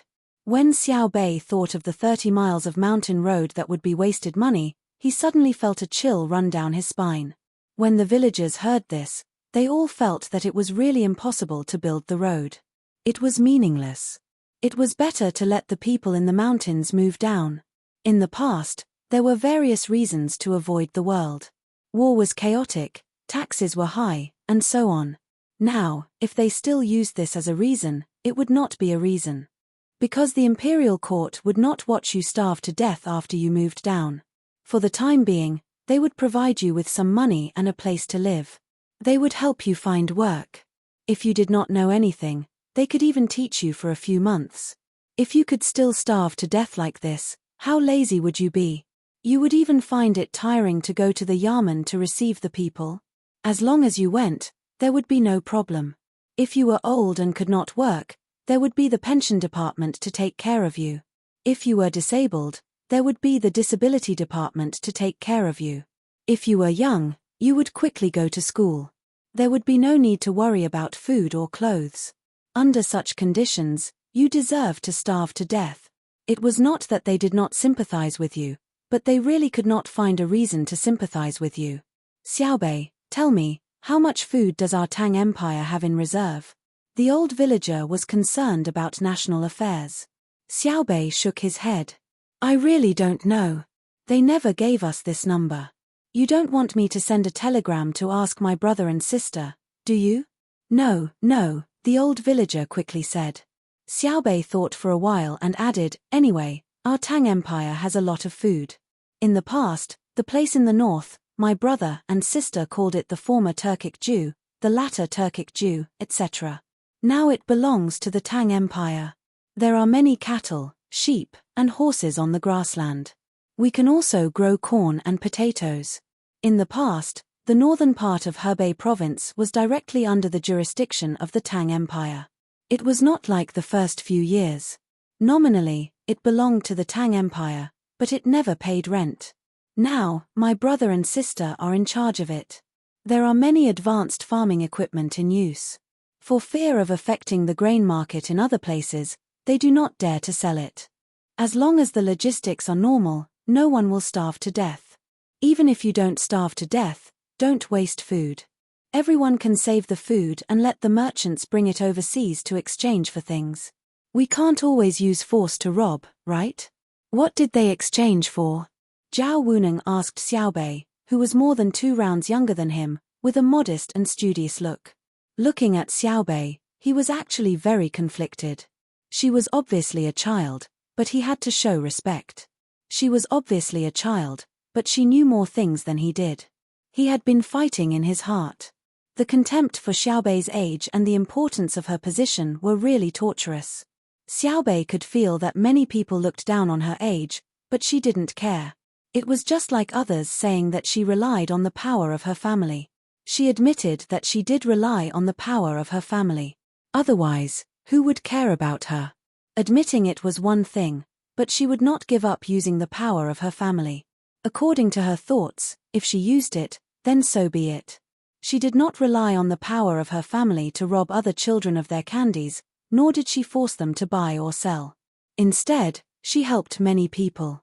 Therefore, Xiaobei could understand Zhao Wuning's thoughts and answered, if it were different kinds of ores, my brother and sister would generally draw the approximate range. Especially my brother, he seems to know the distribution of all kinds of resources overseas. Sister once said that the reason why my brother remembered a lot of resources was because his original purpose was not pure. He could use the excuse of the second or third development of resources to deceive people. But I don't think there's anything wrong with deceiving people overseas, right? Zhao Wuning deeply agreed with Xiaobei's words. At this time, he no longer looked down on people younger than him, even if he clearly knew that Xiao Bao and Cuckoo were younger than him by more than 20 years. It's good to deceive people, and we should deceive them. It's better than directly attacking them. The people who were deceived should thank our family's Xiao Bao, and we should thank Xiao Bao even more. Xiao Bao didn't use his tricks on us. The price of salt and vegetable oil has always been low. It's all thanks to Xiao Bao. The old village held a supportive attitude, and the people in the surrounding villages showed sympathetic expressions. They knew how black-hearted and daring merchants could be, but no matter what the merchants thought, the prices of salt, vegetable oil, rice, wheat, and millet had always been maintained at a very stable level. There was also coarse hemp and fine hemp. Other than salt, The price of other things always increased at twice the rate of income. As for salt, the price of salt had been fixed for 3 years. It didn't decrease or increase. It was 3 copper coins for 2 catties. It was much cheaper than the salt bought over 10 years ago. No merchant dared to touch the price. Whoever touched it would die, beyond redemption. This was definitely thanks to Xiao Bao. When the caravans came over, they said that they weren't afraid of the imperial court's policies. If there were policies, there would be loopholes. They were afraid of touching Xiao Bao's bottom line because Xiao Bao and they followed the same rules of the game. Jianghu matters were settled in Jianghu. Once Jianghu means were involved, it was bound to be bloody. The merchants didn't dare to fight Xiao Bao like this. Therefore, the price of salt had never changed despite the imperial court's decree. This was because Xiao Bao had said that the necessities of survival were not allowed to fluctuate. As a result, the price of these things was very stable. The merchants would still ship them over to sell and still make a profit. It could be seen how bad the merchants were in the past. They clearly had profits, but they still wanted to raise the price. Thinking about Xiao Bao's matter, a villager asked, "Xiao Bei, does Xiao Bao and Cuckoo's child have a name?" "He has a nickname, Ming Ming. He hasn't had a real name yet. It will be a cruel battle." When we came out, Ming Ming was a little bigger. He was chubby and fun to play with. "Oh, I remember something. When you secretly dig for coal, you have to be careful. Also, you can use it for yourself, but you can't sell it." When Xiao Bei talked about his nephew, his face was full of happiness. Then he changed the topic and talked about stealing coal. The villagers were shocked. Zhao Wuning stuttered and asked, You know? "We know." Brother and sister said that no matter how much coal is shipped back from the outside, where there is coal in the Tang Empire, people will still dig for it themselves. This is because the labor cost of digging a basket of coal is very low, and coal is 0 cost. How can they not dig it out and use it for themselves? Brother and sister also said that places with coal in the open are like their own children. When they are hungry, they can go to the kitchen and secretly get a steamed bun to eat. Don't tell me the adults won't let them. As long as the children don't throw the steamed bun away or sell it, it's fine. If they secretly dig for coal for themselves, they won't be able to finish it even after 1,000 years. Let me tell you, if you have coal in the local area, you can use it for yourself. You are not allowed to open a factory to use it, and you can't sell it for money. Once you do that, your main income will be mining coal. If all the coal in front of your house is dug out, what will your children and grandchildren do? When he said this, Xiaobei's expression became serious. Obviously, he wasn't representing himself. Xiao Bao and Cuckoo are so benevolent. The old villager was touched. He swore to the heavens that he would only dig for his own use. He wouldn't give it away or sell it. Xiaobei waved his hand. "Let's not talk about this vexing matter. We brought gifts for you when we came to the village to eat fish. They are books. Books on fish farming in net cages. No matter how many fish there are in the Yellow River, it can't compare to the harvest when you raise them yourself. Before we came, we checked the information. You have a lot of big puddles here. The sewage is discharged into the puddles, and the water content is high. It's just right for fish farming. Dig them out every year and dig out the silt below to use in the fields. And that." Xiao Yuan opened his mouth to say something. "Yes, and the whale meat from the sea. It's marinated, and each family gets 20 catties. Then, you guys load the coal for us. We want the good kind of coal. If you don't want coal, we can't make coal blocks. There's not enough time." Xiaobei continued. Yes, Xiaobei, can you let me say it once?" Xiao Yuan was very dissatisfied. "You say it. I allow you to say it. Say it." Xiaobei agreed. Xiao Yuan's good mood immediately disappeared. "It feels like you're giving it to me out of charity." "You mean you don't intend to say it? You don't want charity? Then I'll say it. Yes, and there's also dried vegetables. Each family gets 30 catties. We don't produce that kind of vegetable here. I'll tell you how to make it. You can also figure out how to cook it yourself." Xiao Yuan finally got rid of his addiction of giving things. The villagers were even happier. They knew that the children would prepare things to be given along the way. Otherwise, if they ate along the way, it would really be a waste of money. When Zhao Wuneng heard that so many things were given, he was very embarrassed. "I've made you guys spend money again." "No, it's just the cost of transportation. We didn't spend any money on the things. The merchants who sell the dried vegetables came to us and asked us to help them promote it. Now that you guys have eaten well, in about 10 days, the county town will probably sell it." Xiaobei smiled and explained. It was indeed as she said. When they heard that she was going out, merchants immediately came to give her things and asked her to help promote it to others. Especially the merchants in the south. The food in the north and south was different. Without someone to help promote it, it was impossible for both sides to like each other's food. Normally, if Xiaobei and the rest were to help promote it, they would have to be paid. If someone else did it, the effect would definitely not be as good as theirs. However, Xiaobei and the rest didn't earn this money. They treated it as a friendly help. The villagers were very happy. Not only did they see Xiaobei and the rest, but they also received technology and things. Everyone ate fish together. Of course, the large group didn't get a share. There wasn't enough fish in the village. Only a small group of people ate it. The next day, at dawn, the group bade farewell to Xiaolu village and continued forward. After walking for a few more days, when they were about to reach Yin province, it started to snow. For the time being, there was no wind whistling, nor was there any winter thunder. Snow. It was pure snow. The sky was dark. Even though it was noon, large amounts of snow fell like cotton. The children raised their heads to look. One by one, the black dots gradually became bigger. When they reached out to catch it, they saw that the snow was white. The snow was made up of small snowflakes. If they looked carefully, they could see that most of the small snowflakes had 6 petals. As for those that weren't, it was because they had been damaged when they stuck together. When the snow in her hand melted into water, Xiaobei blinked and said, "It's snowing so heavily. It's going to be troublesome." Chapter 4.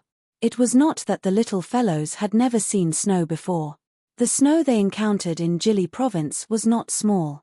But compared to the snow they saw now, the snow at that time was really nothing. What white snowflakes were floating, what 6-petal flowers were dancing in the air. Nonsense, it was all nonsense. The current temperature was the warmest in the past half a month. It gave people a very comfortable feeling, the kind that made them want to sleep. The sky was dark, but it was different from the darkness when there was heavy rain. The darkness during heavy rain was darkness, just like the dark sky. But now it was not. They could still feel some gray, and the blacker color was the snow. It was like a piece of white paper. First, a layer of ink was brushed, then a brush was dipped in water and lightly painted again. The snow that had formed into a ball was dipped in thick ink again and dotted on the paper. Affected by the air pressure and vision, the little fellows panted a few times and looked at each other. They all knew that there was going to be trouble. "Ha, everyone can make a snowman. Look, it's so sticky. If you have a snowball fight, you don't need to hold it hard. Just gently gather the snow and it will become a snowball. This is a day full of joy and liveliness," Xiaobei said to the other 8 partners. Little Yuan hurriedly chimed in. "Yes, yes. That's great.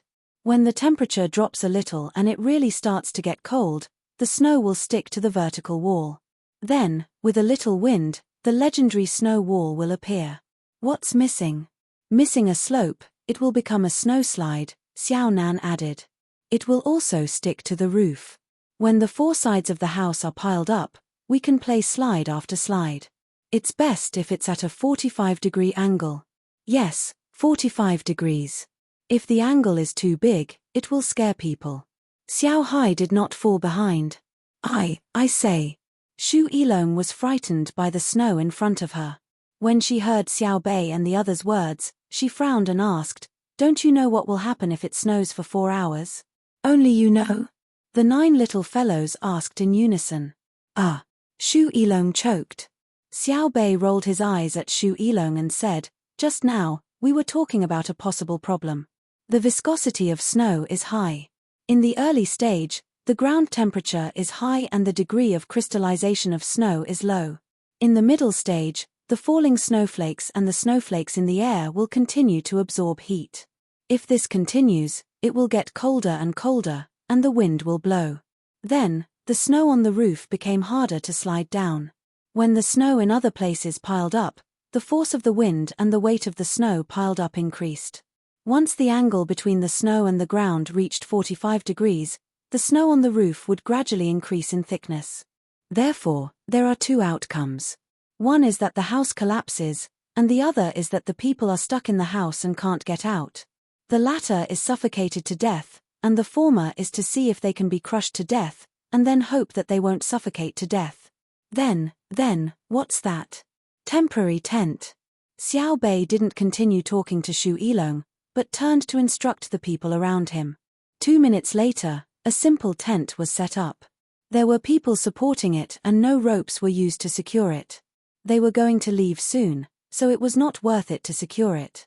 When the little fellows entered, someone had already prepared a map, so there was no need for instructions. The map was a military map, and the markings were very clear. "Where are we?" Xiao Bei asked. Xiao Zhu looked around and used a pencil to point to a place. "Here. The place closest to us and most likely to be dangerous is here, Kaiguang County, Xiao Yuan." Xiao Yuan rolled his eyes and said as if he was recalling, "Last year, Kaiguang County sent a statistical report. There were 206 households, 1492 households, and 65,500 arable land.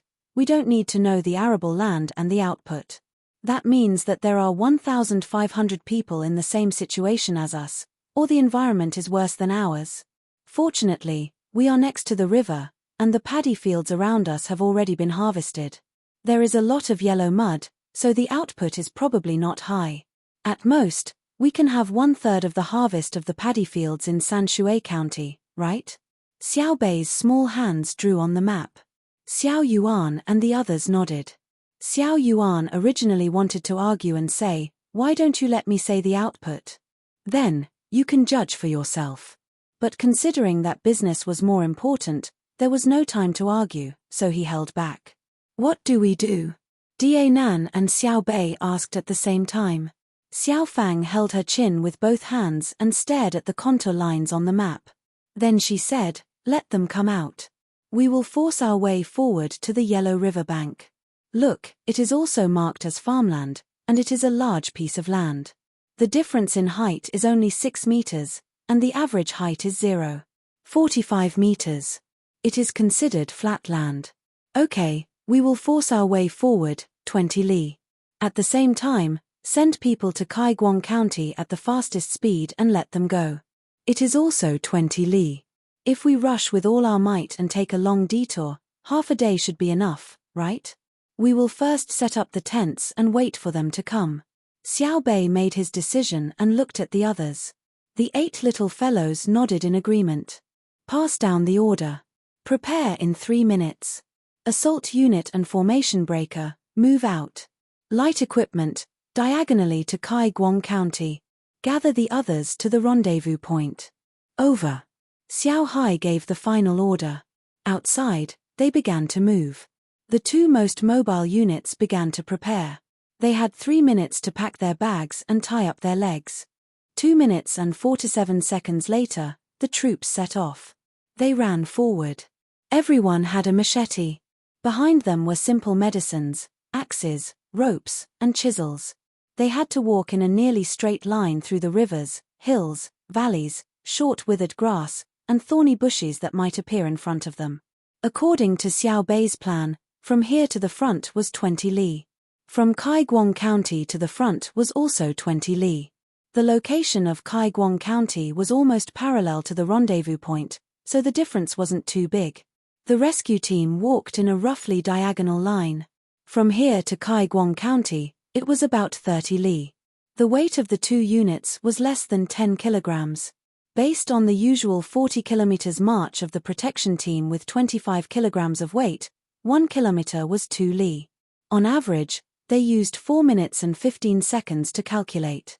Including the influence of the terrain, There was no problem for them to advance 1 kilometer in 6 minutes. 1.5 hours to reach the rendezvous point was also under the condition of conserving a certain amount of energy. This speed would make the Tang Empire's other local armies dumbfounded. However, in the eyes of Zhong Xiaobao and Wang Huan, it was just a pass. It was impossible to get a better result. The main reason was that there was no satellite navigation. At the same time, it was impossible for there to be so many powerful teams. The entire protection team only had about 600 people. When it was snowing, they would break through 30 li of complicated terrain in an hour. They would also complete the initial tactical deployment and set up a simple position for the follow-up troops. This kind of person had little to do with training. It was talent.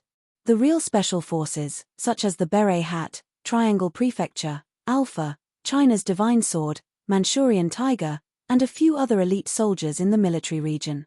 As for the Snow Leopard, it was just for fun. Compared with the non-elite girls in the women's special forces, it might be equal. However, when it met a female special forces member like Wang Huan, the Snow Leopard was not enough. Xiaobei and the others naturally knew what kind of team they were leading. There were only about 100 of them who could meet the requirements of his brother and sister. However, they were not sent out. It was meaningless. It was not like they were fighting a war to seize an advantageous terrain. Xu Yilong was envious. Her family also had their own guards. Not to mention the small number, the individual quality of the guards was not good. Compared with the two camps, the difference was like heaven and earth. Moreover, it was in the basement. Looking at the watch, he smacked his lips and said, "From the preparation to leaving the camp, it took more than 2 minutes and 40 seconds. Yes. It can't be helped. Who would have thought that there would be a special situation? It's a little slow. After all, it's not the most powerful hundreds of people in the family. They worked very hard. No one is perfect, right?" Xiaobei defended the team he sent out in front of Xu Yilong. Xu Yilong bit her lips and lowered her head. She had nothing to say. It was too shocking. She already knew that the protection team was strong and had followed them for a period of time. However, she had never encountered such an emergency situation. Looking at Xiaobei's embarrassed look, it seemed that the team's reaction was really slow. It was not like this. Xiaobei took out the leggings and went outside the tent. He handed one to Xu Yilong and said, "Come, let's tie the leggings too. I don't need to teach you anymore, right?" No, I know what to do."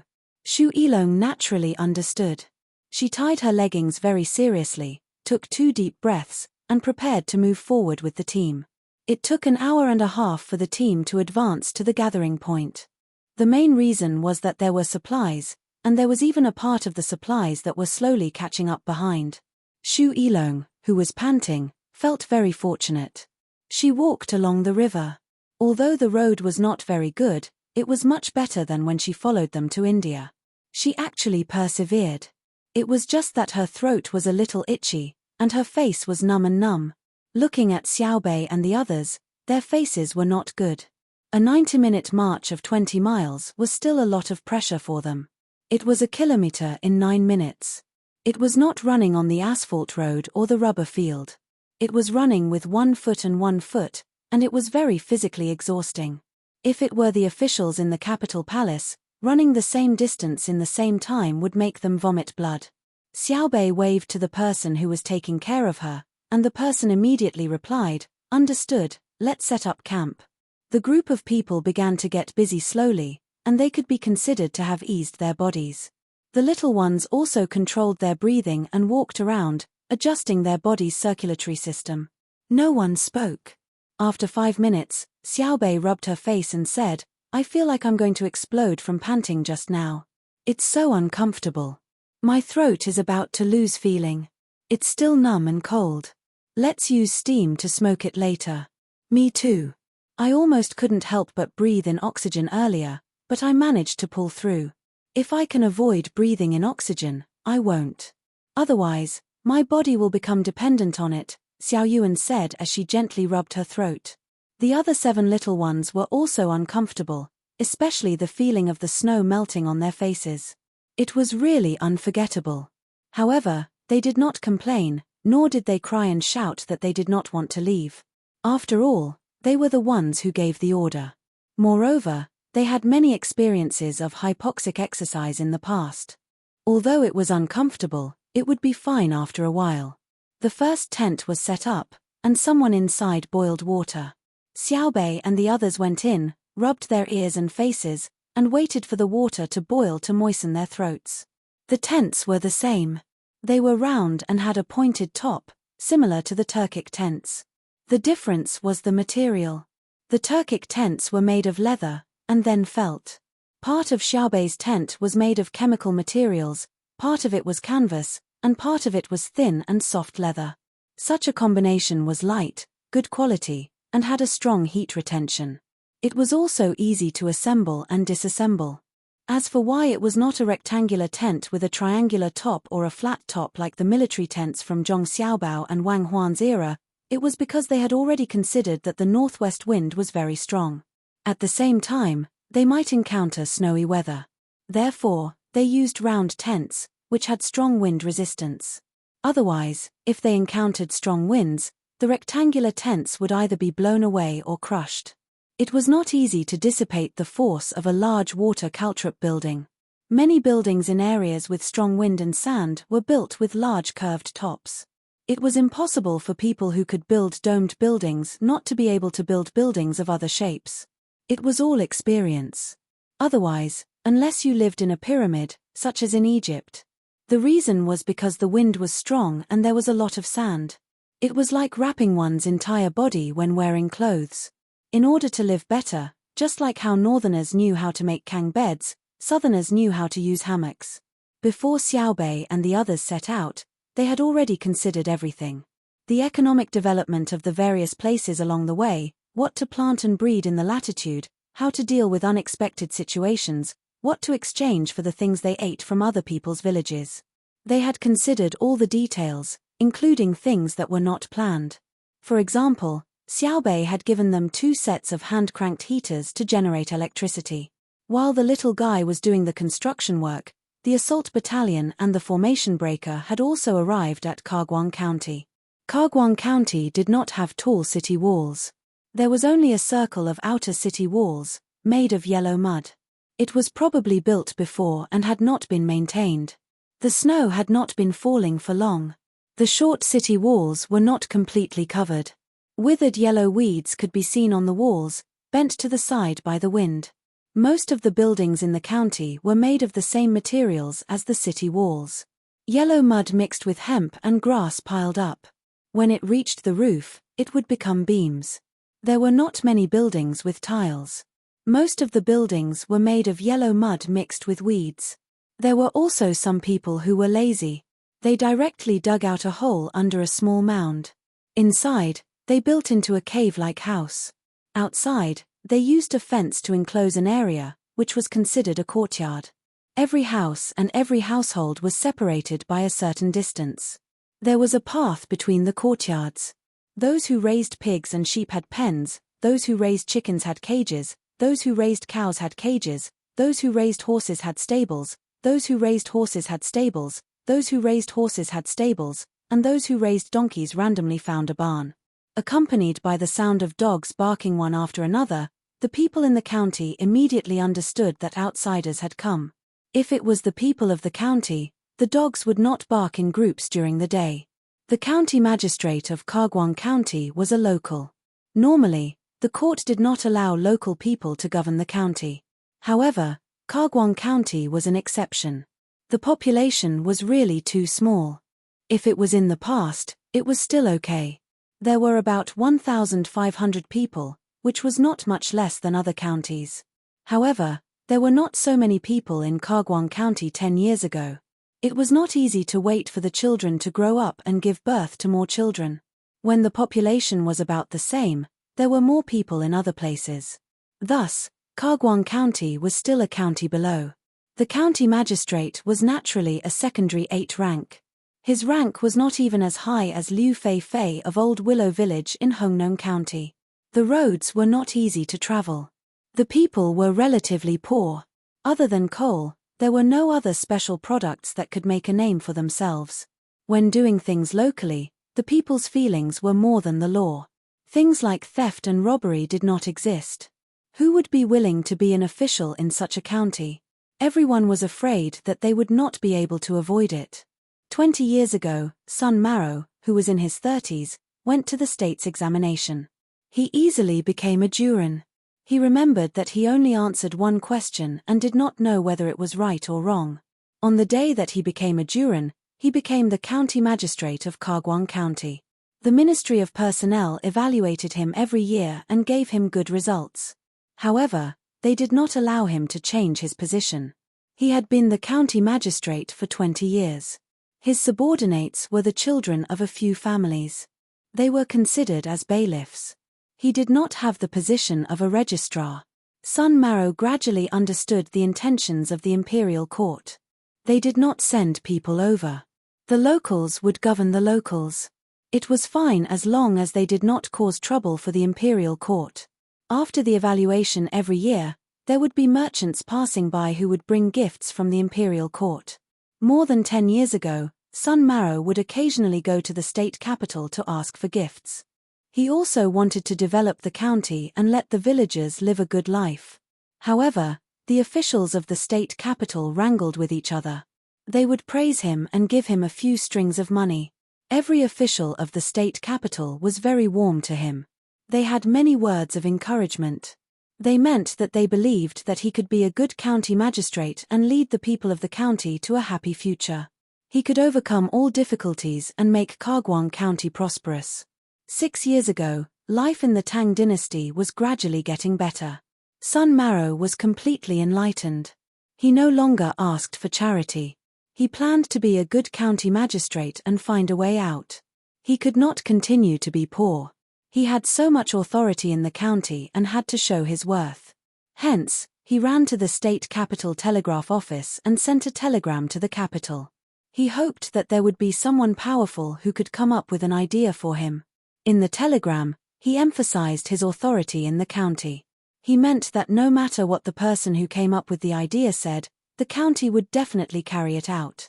While he was at it, he also asked for 10 strings of money from the state capital, as well as a lot of low-quality 4 treasures of the study. When he returned to the county, he had someone build a room for him to teach the children in Chi County, even though he himself did not know much. He planned to train a few educated children to go out and make a living. When they had the ability, they would come back to help the county. He wanted to let the officials who knew that he sent a telegram to the capital to ask for help know that the people of Kagwang County did not lack integrity. However, just as he planned to train a few children, in the spring of the 2nd year, a 2-story restaurant opened in the county. It was called Between the Clouds and the Water. When the restaurant opened, 6 waiters and 2 chefs lined up neatly in front of the restaurant. At that moment, son Marrow and the people of the county felt that the dark clouds in the sky had dispersed. Since the day the restaurant opened, it hadn't sold a single dish or a single bowl of wine. The waiters took turns to teach the children in the county. The chefs ran around the county, bringing in seeds from the outside. They bought lambs, piglets, chickens, ducks and geese seedlings, and cattle. They began to teach the locals how to raise livestock and how to increase the yield of the land. Kagwang County still gave the outsiders the impression that it was poor. It was still an inferior county. Only the people of the county knew that when spring came next year, the county would start to send large amounts of meat to the outside world. The 50-year-old son Marrow felt like he was 30 years old. His whole body was full of energy. Once he sold the livestock and poultry that he had raised for 5 years, the county would have money. Then he would help Between the Clouds and the Water create an ethereal design for the people outside to spend money in the county. The idea was good, but when it started to snow today, son Marrow looked at the sky and was dumbfounded. He thought back to a snowstorm in his childhood. At that time, it was similar to the one in front of him. It snowed for a day and a night. The houses collapsed, and there were endless cries. All the animals that he raised froze to death. His grandfather and uncle had died in that snowstorm. The survivors dug up corpses and things in the snow, starving and freezing for an entire winter. Marrow, hurry up and think of a solution. These old bastards have finally realized that this snow won't stop for at least 2 or 3 days. A few of the county's elders came over and said to Sun Mao, who was standing in the snow in a daze. Sun Mao's face was blank. His mouth was wide open, but he couldn't make a sound. His withered hands were covered in blue veins and trembling. The wind was blowing. His ears were filled with the howling of the wind, and the laughter of children who didn't know what disaster was. After half a minute, Sun Mao shouted hoarsely, "God, you can't bear to see us do well.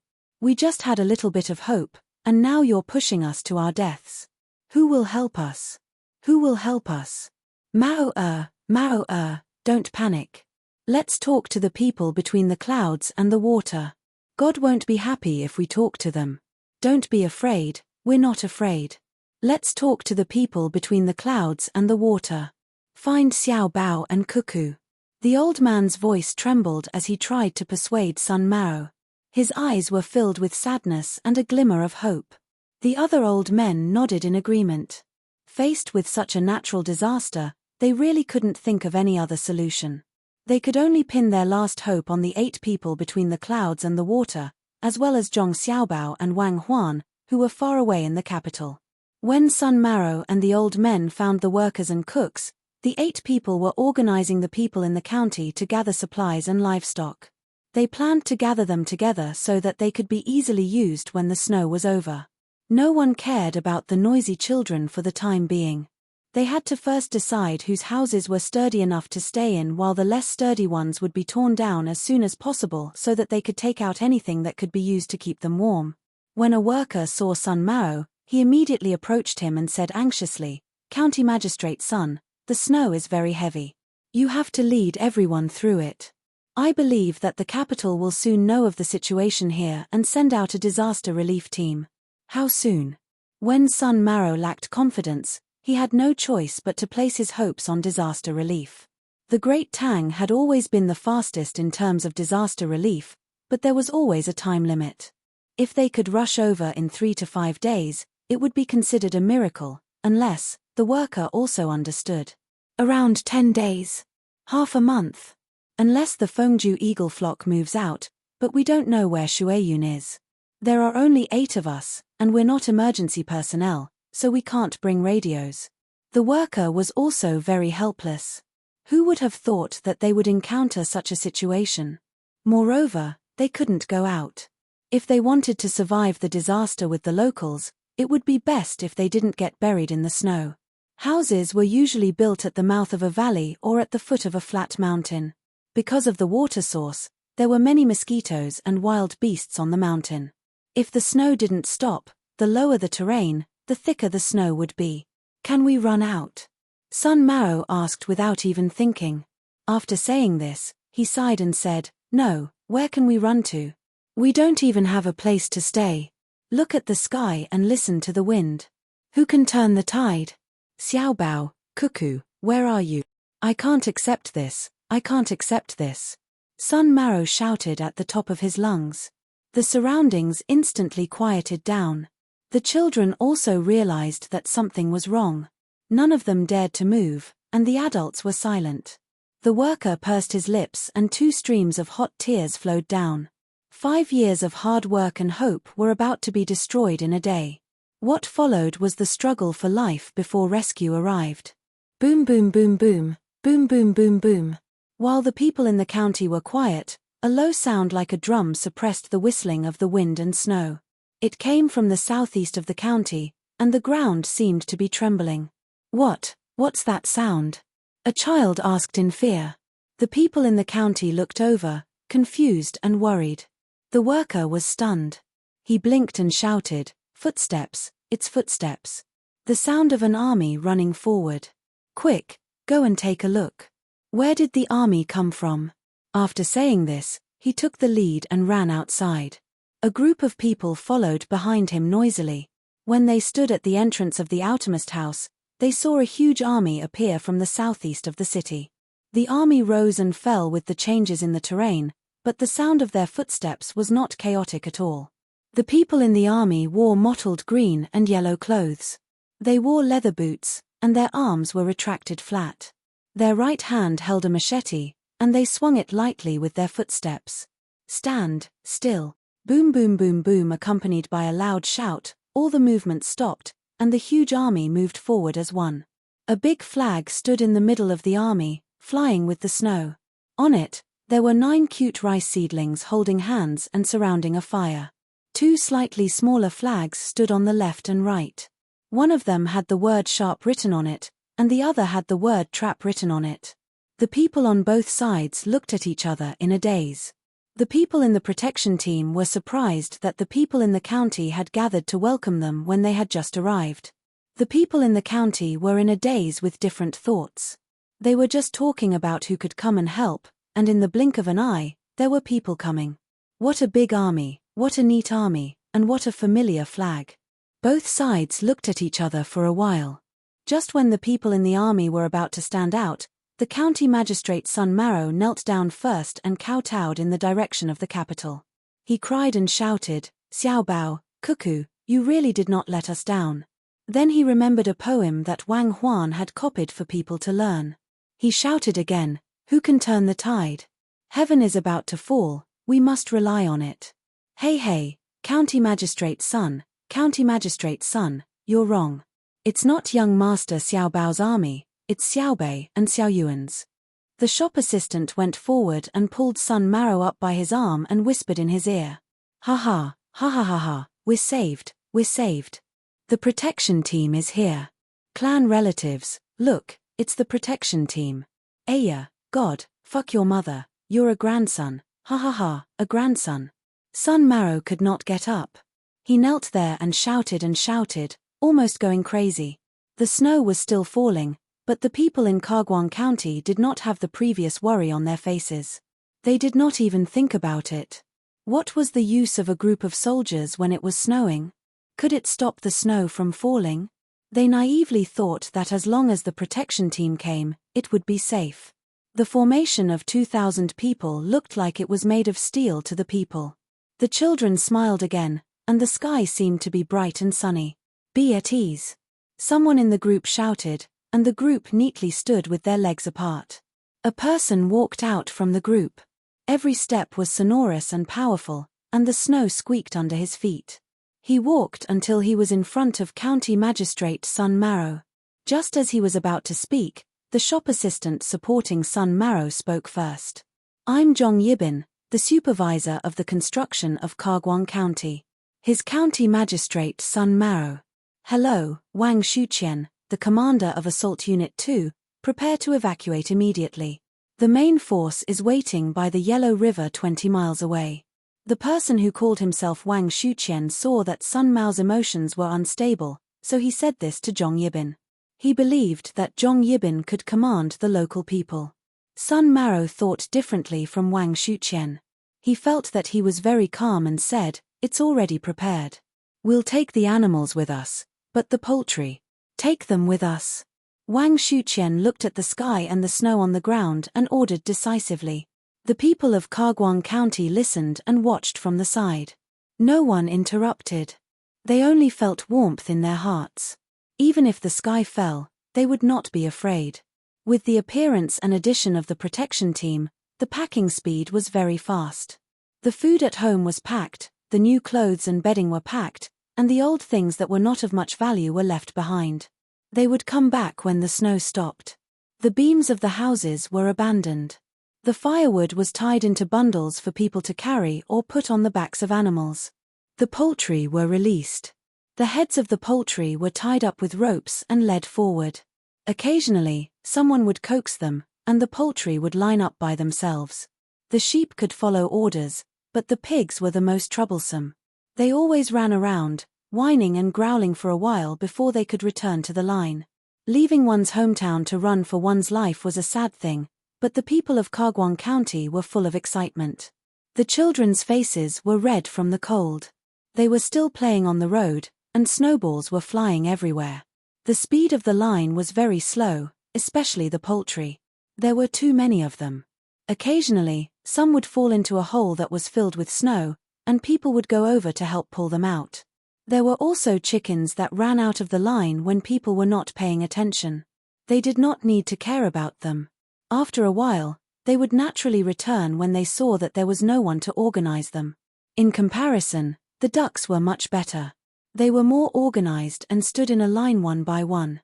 There were also dogs that left home with their owners. They ran around the front and back of the line, sniffing left and right. It did not look like they were running for their lives. They were holding a large-scale traveling activity.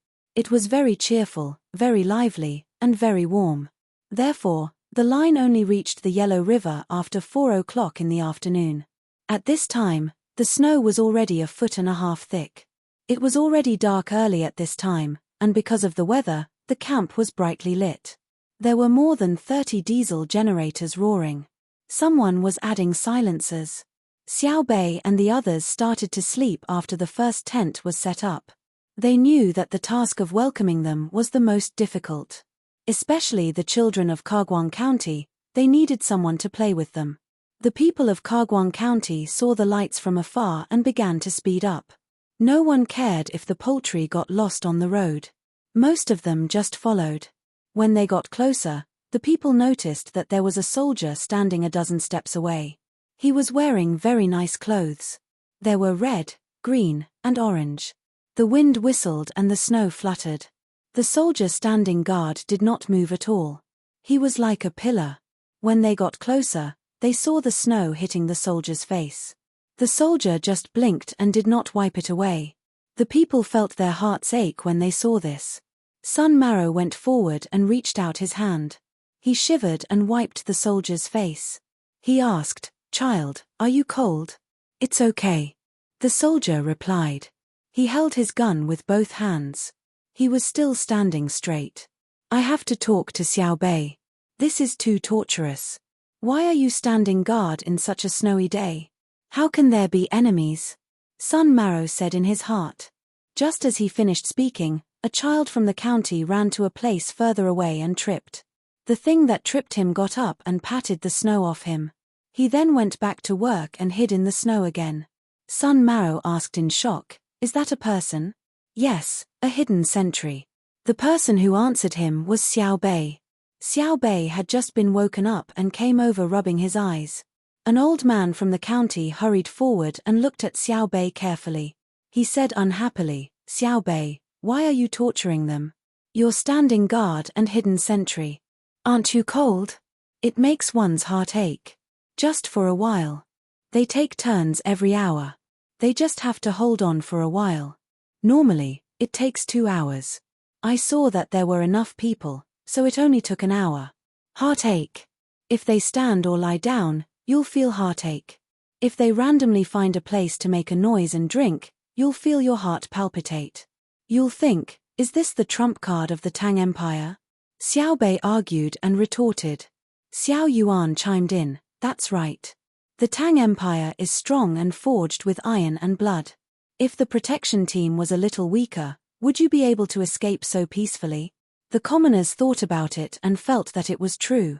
Why were they not worried when they saw the protection team in the county?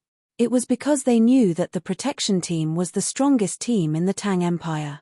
It was a kind of pride that went deep into their bones. "Sister Xiao Bei, brother Xiao Yuan, it's so good to see you. When I was in the county, I was scared. Seeing you guys, I know that we're safe." A little girl of 6 or 7 years old ran over and shouted happily to Xiao Bei and the rest. Xiao Bei smiled brightly and reached out to cover the little girl's face. He said, "We're safe. We're safe. Our team has more than 20,000 people. Look, they're all tents. No matter how heavy the snow is outside, once you enter the tents, it's comfortable and warm. Yes, yes. Sister Xiao Bei, why are their clothes so colorful?" The little girl's eyes turned into crescent moons as she asked. "Because it's not a war. It's very eye-catching and gives people a warm feeling. If it's a war, they'll all change to white. Did you see the hidden sentry just now? White clothes, white pants, white boots, white hats, white gloves, white masks, and white goggles. Even during the day, if they lie there and don't move, you won't know that they're people. Even their guns are wrapped in white cloth." Xiao Bei kept talking and pulled the little girl's hand into the tent. At the same time, he ordered, Send a report to Yin Province and ask them to transfer to the capital. Tell them that Kagwang County has been settled properly and there's no need to worry. The other commoners were arranged to stay in the tents. They also brought livestock and poultry. Compared to the entire team of 20,000 people, their 1,500 people were really nothing. Everything was in order and there were no unexpected situations. There were more children in the county. There were 360 children, which was close to a quarter of the total population. They were taken care of by Xiaobei and the rest. One tent could not fit all of them. Someone modified it under the light. The modification method was to redistribute the brackets of the 20 tents. After that, canvas was laid on top of the entire tent. The main bracket in the middle was raised, forming a large slope outside. It was still a pointed round tent. There was no problem for a few hundred children to stay inside and eat. There was still a lot of space left. Sun Marrow strolled over and was surprised to see such a assembled tent. He muttered, "It's amazing. There are even things that can talk to each other from far away. Of course it's amazing." Shu Ilong, who was also strolling over and watching, heard Sun Mao's words and replied, "The thing that can talk is the legendary telephone?"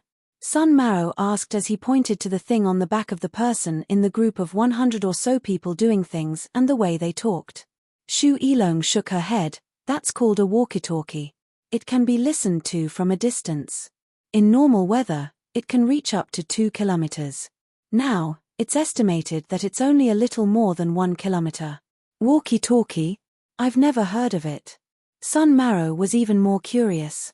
"Hehe. There are many things that you haven't heard of.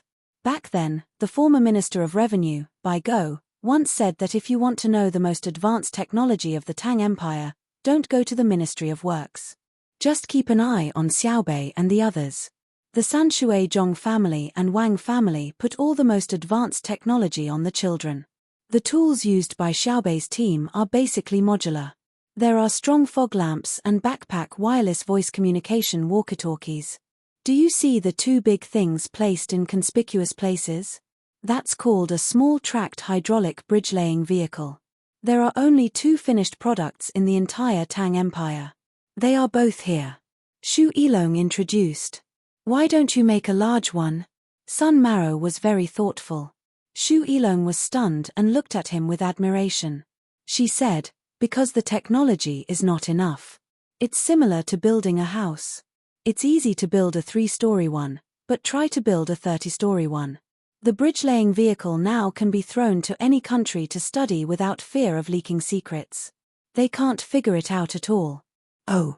Sun Mao expressed his understanding and suddenly asked, "What's the bridge-laying vehicle used for?" "It's used as a bridge. When it encounters rivers and valleys that are not very wide, it will expand into a bridge. It's 5.7 meters long. When building the bridge, it will first put down the folded bridge. When the team goes over, it will be the last to go over. Then, the bridge will be put away. However, the things that go over cannot be too heavy. Xiaobei said that it's a problem with the power system and the material of the bridge deck. However, it's already very powerful now. The main purpose is to let the small bulldozer and assembled lifting equipment go over. Look at the things that are being assembled now. There are 4 steel observation towers. They are 12 meters tall. It's fast to assemble and convenient to dismantle." Shu Ilong continued to explain. Sun Mao smacked his lips. "All the good things are used by Xiaobei and the others?" "Yes. At the same time, we can check the shortcomings of the tools. There are also many small tools. The technical content is not low. How do you feel?" "I feel that the seedling protection team is really strong. My heart is more at ease." Sun Mao answered. "No other thoughts? For example, the prosperity of the Tang Empire's technology?" Shu Ilong asked again. "I know, but it has nothing to do with the lives of ordinary people. What hydraulic pressure? Don't we have to take it away after building the bridge? Can it be built on the Yellow River?" Sun Mao was very honest. He said whatever he wanted to say. Shu Ilong was defeated. She nodded, sighed, and said, "I'll go somewhere else. The snow hasn't stopped yet." With that, She left. Sun Marrow rubbed his face and muttered, "With the seedling protection team, the snow will fall as much as we want. I'm not afraid.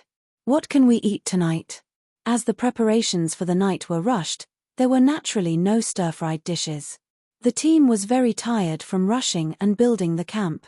At night, they ate the simplest hot pot. It took a little more effort than stew, but it was not much worse. The 360 children first took a hot bath and changed their clothes. After sitting down again, they felt much more refreshed. It was even more comfortable than at home.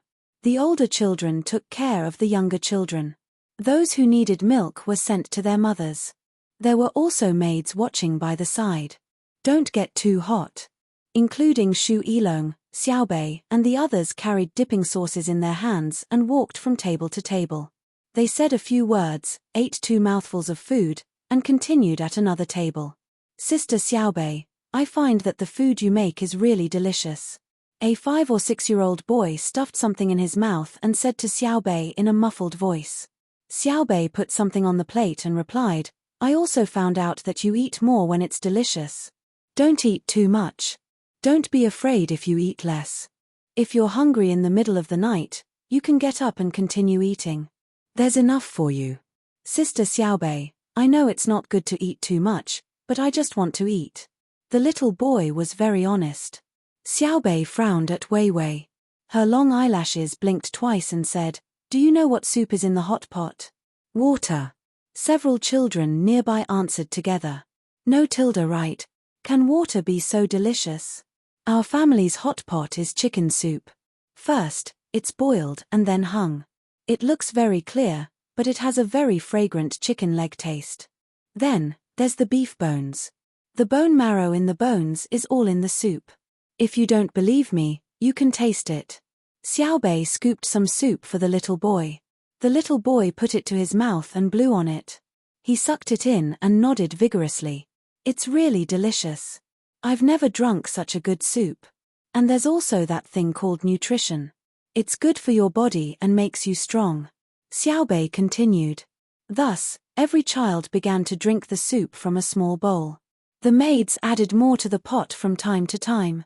The soup was indeed chicken soup, but Xiaobei's goal was achieved. After drinking the soup, the children's stomachs took up a lot of space. Even if they ate until they were full, it would be easy to digest. The children didn't know that Xiaobei was playing tricks on them. After eating their fill, they became sleepy and rearranged their tents to sleep. Many children lay in their blankets and couldn't fall asleep.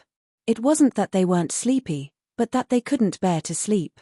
The wind was still blowing outside the tents. Every 2 minutes, people on patrol would pass by. The lights imprinted their shadows on the tents and could be seen from inside the tents. Many children lay down for a while and were about to fall asleep. When they heard footsteps, they opened their eyes and looked at the shadows on the tents. They smiled and enjoyed the sense of security at this moment. It was as if they weren't afraid of anything. It wasn't until they were too sleepy and couldn't open their eyes that they fell asleep. The next morning, when Xiaobei and the others had just woken up, someone came to report that the telegram had been cut off since midnight. They didn't receive a reply when they inquired about the general situation in Yinju. For some reason, it could be that all the telegrams in the telegram office were broken. It could also be that they were affected by the weather or natural magnetic field interference. It's fine. The snow hasn't stopped yet. Continue clearing the snow in the camp. Anyway, the telegram has already been sent. I believe that the capital has already received the news. Don't wake the children up yet. Let them sleep for a while. I'll go outside and take a look. Xiaobei thought about it. It wasn't a big deal. The team had enough supplies, and they wouldn't lack food and drink for the next month. She wasn't in a hurry, and the capital wasn't in a hurry either. The telegram that came last night was intercepted by Zhong Xiaobao and Wang Huan. They didn't send it to Li Longji immediately because they didn't want to wake him up. There was a court meeting on the 5th day of the new year. When they were about to go to court, the sun was already high up in the sky. Only then did they remember that there was a telegram last night and ordered someone to send it to the court.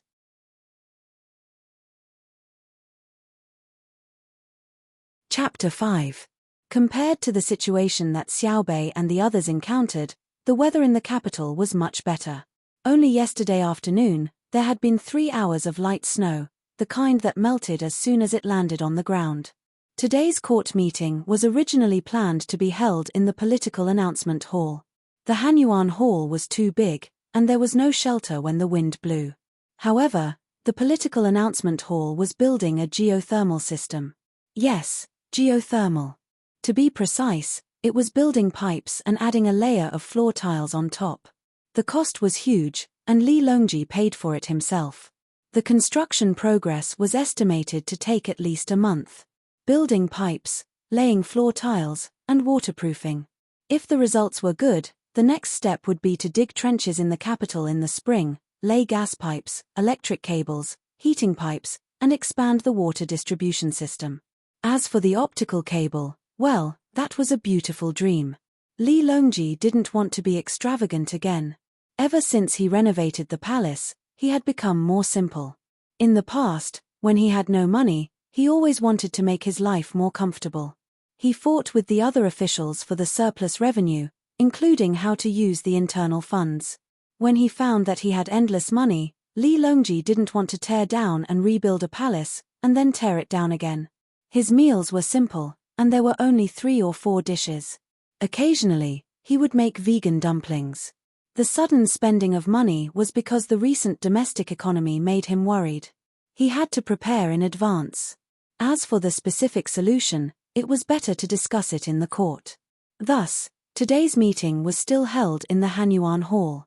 There was heating here, a heater installed a few years ago. When the time came, the officials lined up with empty stomachs. No one secretly brought food, and they waited for the court to end to eat the food provided by the palace. Everyone found their own place and stood. Li Longji looked at the morning scenery as he strolled over. The carriage swayed a lot. According to him, it was dizziness. The officials were surprised at first, but then they expressed that regardless of whether others believed it or not, they believed it. They came in the first batch of gasoline-powered carriages in the Great Tang. The shock absorption was much better than palanquins and carriages. It was also faster, and the vibration of the diesel engine was not light.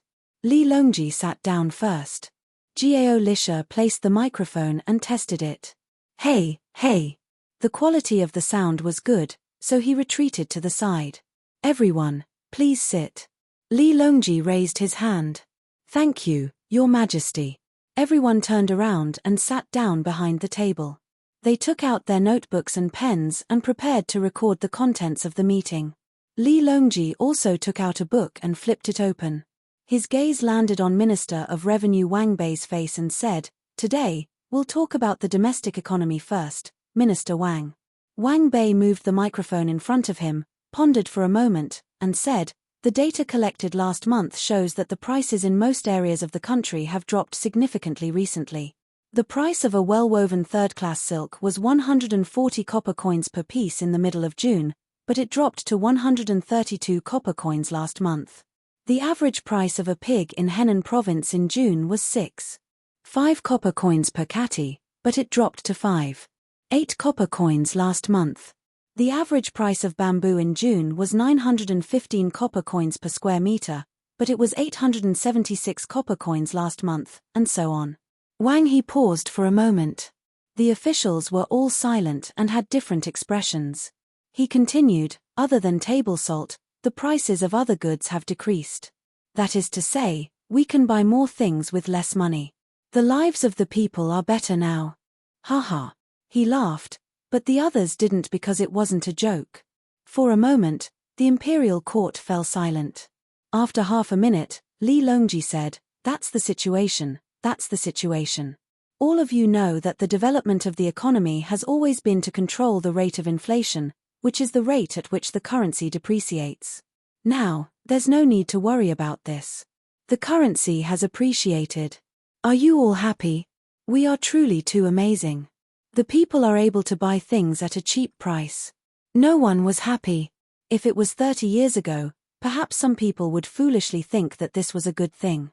Counting back, there had never been a dynasty that had achieved such results.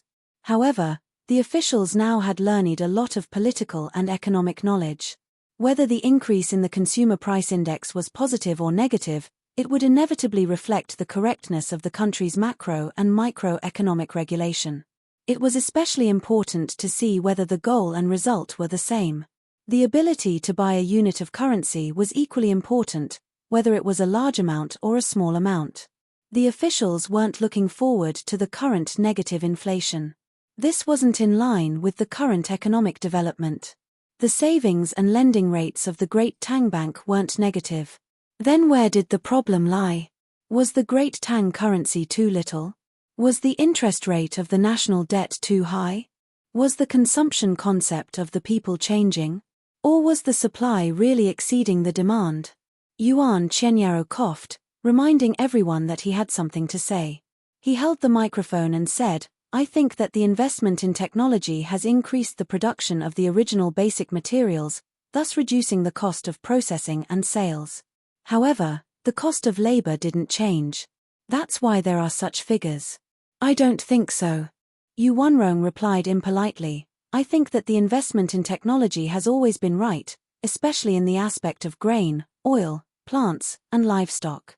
In the past, the consumption of grain was huge, but now, the consumption is small. It can't be said that the population of the Great Tang has decreased. It's just that people have more choices when they need nutrients. The cost of processing isn't low, but there's also the cost of labor. The more advanced the technology, the higher the cost of labor. Correspondingly, the cost of sales hasn't decreased. There's definitely advertising in sales, and the cost has always been on the rise. This can be seen from the profits of various newspapers. Then, what's the reason why the figures for the past 2 months don't match our expectations? It still needs to be researched." "Your Majesty, I've finished." Yuan Qianyaro stared angrily and cursed in his heart. "What did you say? You've analyzed so much, and you still need to be researched." Everyone wanted to know the reason and the solution. Yu Wanrong avoided his gaze and said embarrassedly, "Prime Minister Yuan, don't look at me like that. I'll be shy." "Ha ha ha." Li Longji laughed. The other officials also couldn't help but laugh. Even the usually serious Zhong Zhong's lips curled up. Everyone was very happy, and no one was worried about the data. The so-called worry was that they couldn't think of a solution. However, they didn't panic. This was because there were 2 people who were qualified to attend court but couldn't because of Zhong Zhong's existence. They were taking care of their children in the capital. If they really couldn't think of a solution, they could only trouble the couple. The problem was very serious. The worry was caused by themselves, but they weren't at the end of the road yet. They believed that if those 2 people spoke up, everything would return to normal. "Don't be like this, okay? She's clearly still young and is probably sleeping. Do I have to call her parents over? Be careful that she doesn't run to your house to cry." Li Longji held back his laughter. The people below laughed again. Morning court was a very happy thing. As long as it wasn't a disaster that killed people, everyone came to court with a happy mood. In any case, if the problem could be solved, they would solve it directly. If they couldn't, they would push it to Xiao Bao and Cuckoo. Then, they would learn from them. Who asked the 2 of them to always be so calm no matter what situation they face? It was as if any problem wasn't a problem to them. "Yong Cheng, you say something. Don't tell me that you don't visit your grandson on a daily basis. Don't tell me that you only visit your grandson and don't ask any questions." Li Longji looked at Zhong Zhong and said. Zhong Zhong had always abided by the etiquette between a ruler and a subject. When he heard the voice, he immediately stood up and replied respectfully, "Yes, I'll say it. Regarding the domestic economy, let's talk about Ming Ming first." Li Longji interrupted Zhong Zhong. Zhong Zhong's serious expression immediately turned into one of happiness. He changed from the cold and strict face of the Minister of Works to the face of a kind grandfather. He looked at Li Longji gratefully and replied, "The little guy can already sit up. Occasionally, he can even crawl a few steps. He rarely cries. Even if he cries, it's for a short period of time. Usually, it's because he pees or is hungry. Every day, he cries for less than a quarter of an hour. He likes to laugh and laughs at everyone he sees. When he catches a toy, he can play with it for a long time. Xiao Bao and Cuckoo have also turned into children. A small ball can actually play with Ming Ming for an hour and even crawl everywhere with him. There's no bed in the house anymore. The floor and the carpet are all crawling. Last night, I also crawled over to talk to Ming Ming. My legs hurt. Ha ha ha ha. Li Longji laughed again. He was very happy. Jiang Center immediately took the opportunity to speak. Yongcheng, my little granddaughter is 4 months older than Ming Ming. She can crawl better. Why don't we send her over to play? My granddaughter is virtuous and polite, dignified and generous, graceful and charming. When she grows up, she'll definitely have a daughter. What do you think? Cough cough. Official Jiang, there's no need to talk about family matters in court. Li Longji interrupted Jiang Center's words and told him not to talk about family matters. Everyone was in court. He said, although Pan is a little older, her age shouldn't be determined by age. Her age shouldn't be determined by, Your Majesty, regarding the recent increase in the value of the currency, I have something to say. At this moment, the person who appeared was actually Li Linfu. After he finished speaking, he immediately looked at Zhongzhong and said, Brother Yongcheng, you and I have known each other for almost 10 years. After spring and autumn, we've seen winter come. The snow is as white as a rabbit. It's said that a white rabbit walks to the east and looks to the west. Clothes are not as good as new, people are not as good as old. Brother Yongcheng, we know each other. My little girl. Minister Zhong, let's talk about economic matters first. Wang Bei interrupted with a cold face. He shook the book in his hand and said to Zhongzhong, after work, I hope you can bring your family to my residence for a chat. We can discuss financial matters and other matters. State matters are important.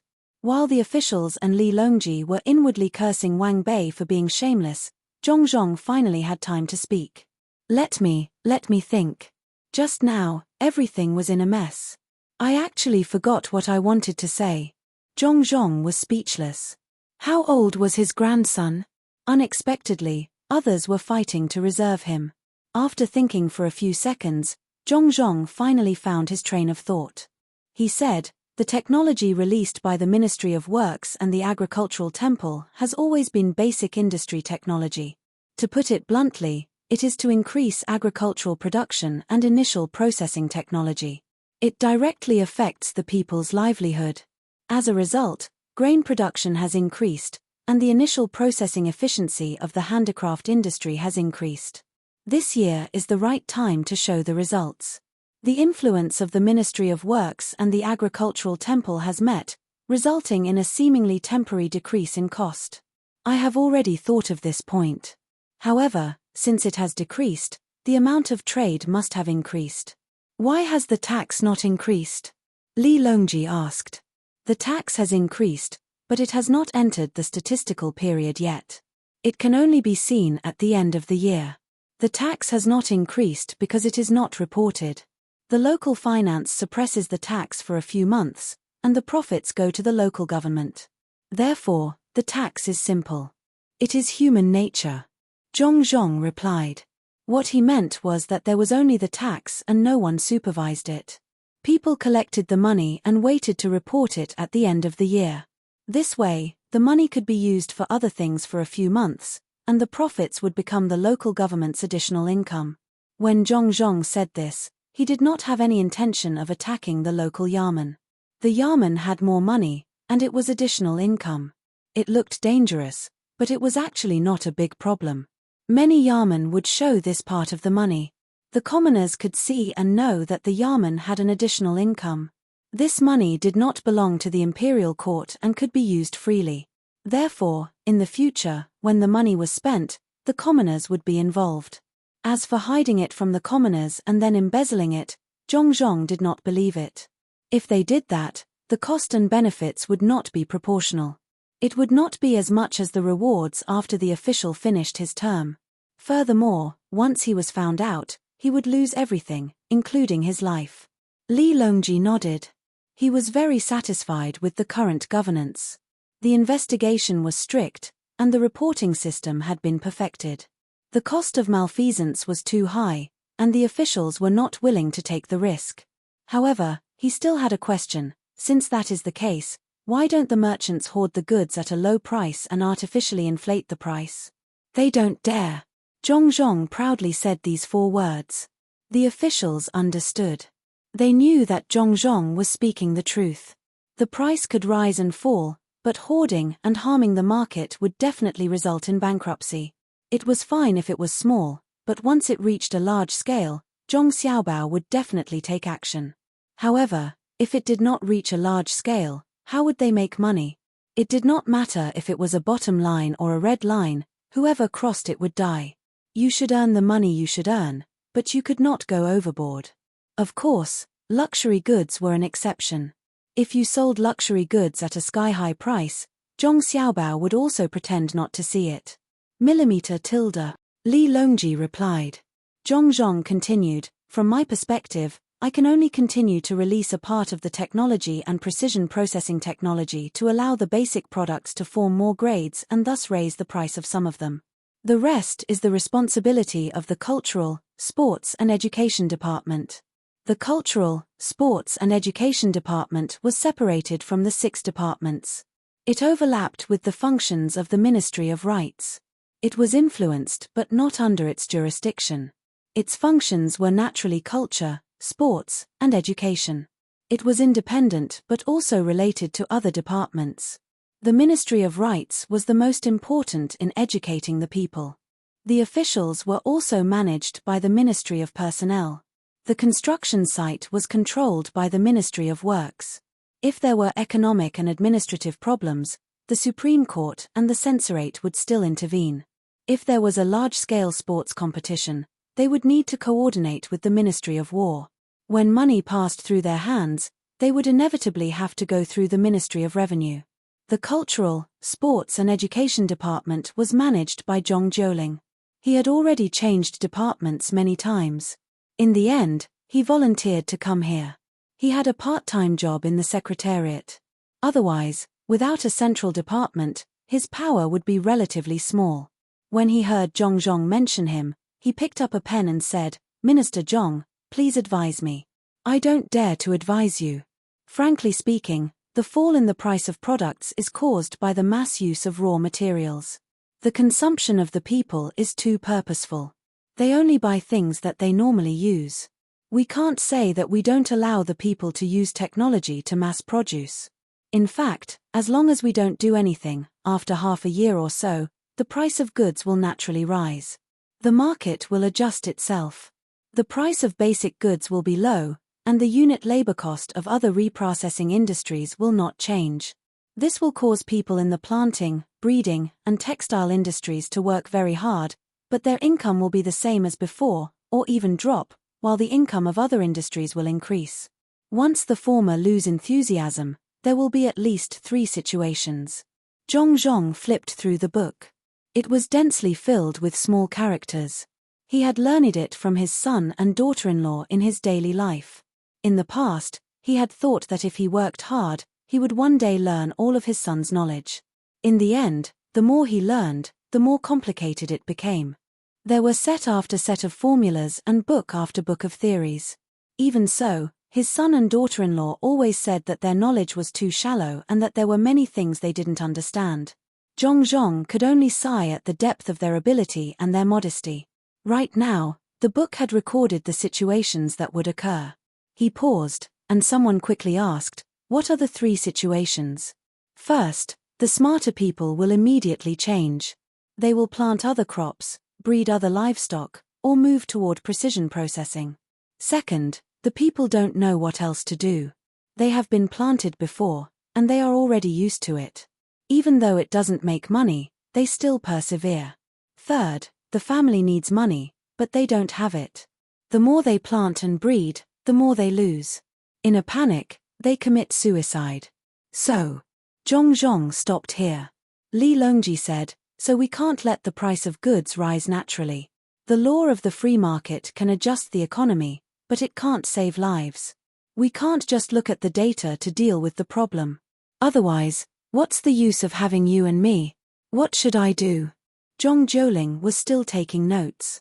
In the name of the court, increase the number and content of winter sports competitions, increase the prize money, and increase the number of winners, Zhong said. He continued, Xiao Bao has already made preparations to reduce the interest rate on savings. I ask your majesty and everyone to pass this resolution. The good people will interfere with the purchasing power of money. The Ministry of Works and the Agriculture Temple will release a portion of the precision processing technology for free. At the same time, the bank will provide an interest-free 3-year loan related to the technology. The interest rate of the bank's reserves will remain unchanged for the time being. This will control the annexation of the merchants and prevent them from using this opportunity to expand their private industry. The officials, including Li Longji, were all writing and drawing with their heads lowered. They were calculating whether the implementation of the various measures was in line with their expectations. After a while, everyone stopped writing. Anything else? Li Longji asked. Yes, write articles in various newspapers and magazines. Write stories about the value of life, and even make up stories. Let the people cherish their current lives and don't commit suicide. Especially write about the benefits that appear in the Tang Empire. Compare it with the past and paint a better future. You persevered through so much hardship in the past. Now, you die for a little money. Isn't it not worth it? With the benefits of the imperial court, even if you don't have money, you can still eat, raise your child, and treat your illness. As Zhong spoke, he began to reminisce about the years before he had his son, Xiao Bao. It was really tough. Even the clan head didn't have it easy, much less the farmers. Then, with his son, Xiao Bao, everything began to change. Not only did his family change, but the world of the Tang Empire also changed. Many officials, including Li Longji, began to reminisce when they heard about the benefits. Some of them smiled as they reminisced. There was a trace of confidence, a trace of pride, and a trace of accomplishment. They even thought, Li Gui, Wu Qi, Shongyang, Guanzhong, Sang Hongyang, you were powerful back then. If you have the ability, why don't you try it in the Tang Empire now? Your political and economic methods are simply too weak. Do you know what the production relationship between the private economy and the public economy is? Do you understand the interaction between monetary control and the GNP? Do you know what the final function of the industrial system is? I know, and it's a very simple question. I even know how the international currency exchange process works. What is the point of subduing the enemy without fighting? I can make the people I bully continue to beg me to bully them.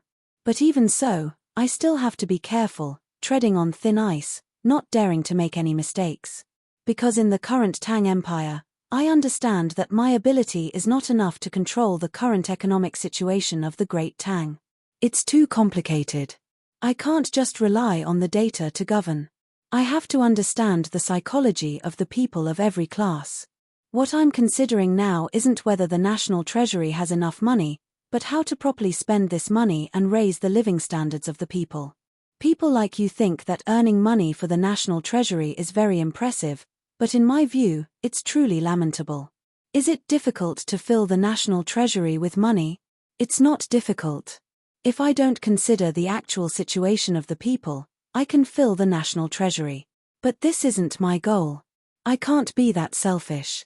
To me, what's difficult is to let the people of the Great Tang feel the warmth of winter, to let the elderly enjoy the rest of their lives, and to let the children smile. What politician, what economist, what strategist, what writer, all of them can stand aside. With me here, do you have the right to speak? But even so, I'm just one of the many people standing in the court. What I know are the basic qualities that all the officials present in Hanyuan Palace must have. I'm just that ordinary, but I'm also proud. I'm proud of the Great Tang Empire. If you were still here, the Great Tang Empire could wipe out all of your countries in a year, just because I, who is stronger than you, am so ordinary in the Great Tang Empire. What's it called again? Oh, foundation. The officials all had their own thoughts.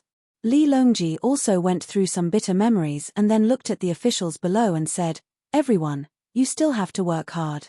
Yongcheng, is there anything else? Zhong nodded. There is, But it's not about this matter. It's about next spring. Xiao Bao and Cuckoo plan on a large-scale construction project, estimated to cost 100 million strings of coins. How much? Li Longji, who had always been calm, couldn't help but cry out in surprise. The others' expressions changed again and again. 100 million strings of coins, 100 billion wen. My family will pay 10 million strings of coins, Your Majesty will pay 10 million strings of coins, the National Treasury will pay 20 million strings of coins, the Great Tang Bank will pay 10 million strings of coins, and the remaining 50 million strings of coins will be raised by Xiao Bao and Cuckoo, but not by my family. My family can't take out so much cash. Oh, Xiao Bei and the others may pay 1 million strings of coins, but that's not included. They can pay as much as they want. There's also the group set up by our officials. The recent financial data has been good, and everyone will receive dividends during the new year. Let's set aside the 1 million strings of coins first. Zhong calmly listed out the items, all in units of 10,000 strings of coins. Wang Bei's expression was not very good. He couldn't help but cough twice and say, Brother Yongcheng, as an individual, I don't object to the group paying 1 million strings of coins. But, why didn't my Ministry of Revenue receive any news of such a large amount of money? Because, the news was only released today, Zhong said calmly. Your Majesty. Wang Bei pretended to be indignant. Li Longji frowned. A pencil was twirling in his hand. Before it fell to the ground, it suddenly paused. He said, Minister Zhong, I want to talk to you. Wang Bei was happy, and the corners of his mouth curled up. I know you always think that Xiao Bao and Cuckoo are very capable, but no matter how capable they are, raising 50 million strings of coins is difficult. Next year's budget for healthcare, education, retirement, employment, and other welfare departments should be made first. If the National Treasury still has a surplus, it can increase the investment. In addition, I see all the civil and military officials in the court. In the past, their benefits and salaries were generous, and their family property was not lacking. If there is a surplus in the group's accounts, why not use it for the people and the country? Money will depreciate if left there. Money that doesn't depreciate, as discussed today, is worrying. Li Longji said with a heavy heart. Thus, countless angry gazes converged on Wang Bei. Wang Bei realized that it was really cold. He didn't know if the humidifying and warming fans that Zhong and Wang Bei had promised would be sent back to his house after the court. Your Majesty, I impeach Zhong for not discussing with the head of the Secretariat about important matters concerning the country. Yu Wenrong's voice sounded. I second the motion. Su Yi, the Minister of Rights, spoke in agreement. Yuan Chenyaro followed. I think so too. I second the motion. Another group of people impeached at the same time, including Xiao Song, the Minister of War. I also impeach Zhong Xiaobao and Wang Huan, the Jidushi of Bohai Commander-in-Chief's office, for staying in the capital for too long. I'm afraid they have other motives. An official from the censorate took advantage of this matter to point the spearhead elsewhere. Oh. Then I want to know where you want them to go when you impeach them? Li Longji asked. I don't know. I only impeach them. The person replied. Good, I already know. Li Longji praised. I impeach Zhong Xiaobei, Wang Xiaoyuan, and the others for acting recklessly. I'm afraid they are heresy. Another official from the censorate was also unwilling to be left out. Seeing that others were impeaching them, he also spoke up. However, after he finished speaking, he realized that the situation seemed to be wrong. Why was the emperor unhappy? Previously, there was no problem with his colleagues impeaching Zhong Xiaobao and Wang Huan. Then, he looked at Yuan Chenyaro and Yu Wenrong. The two of them were from the head of the Secretariat. Seeing the two of them giving him a look, he then realized that he had impeached the wrong person.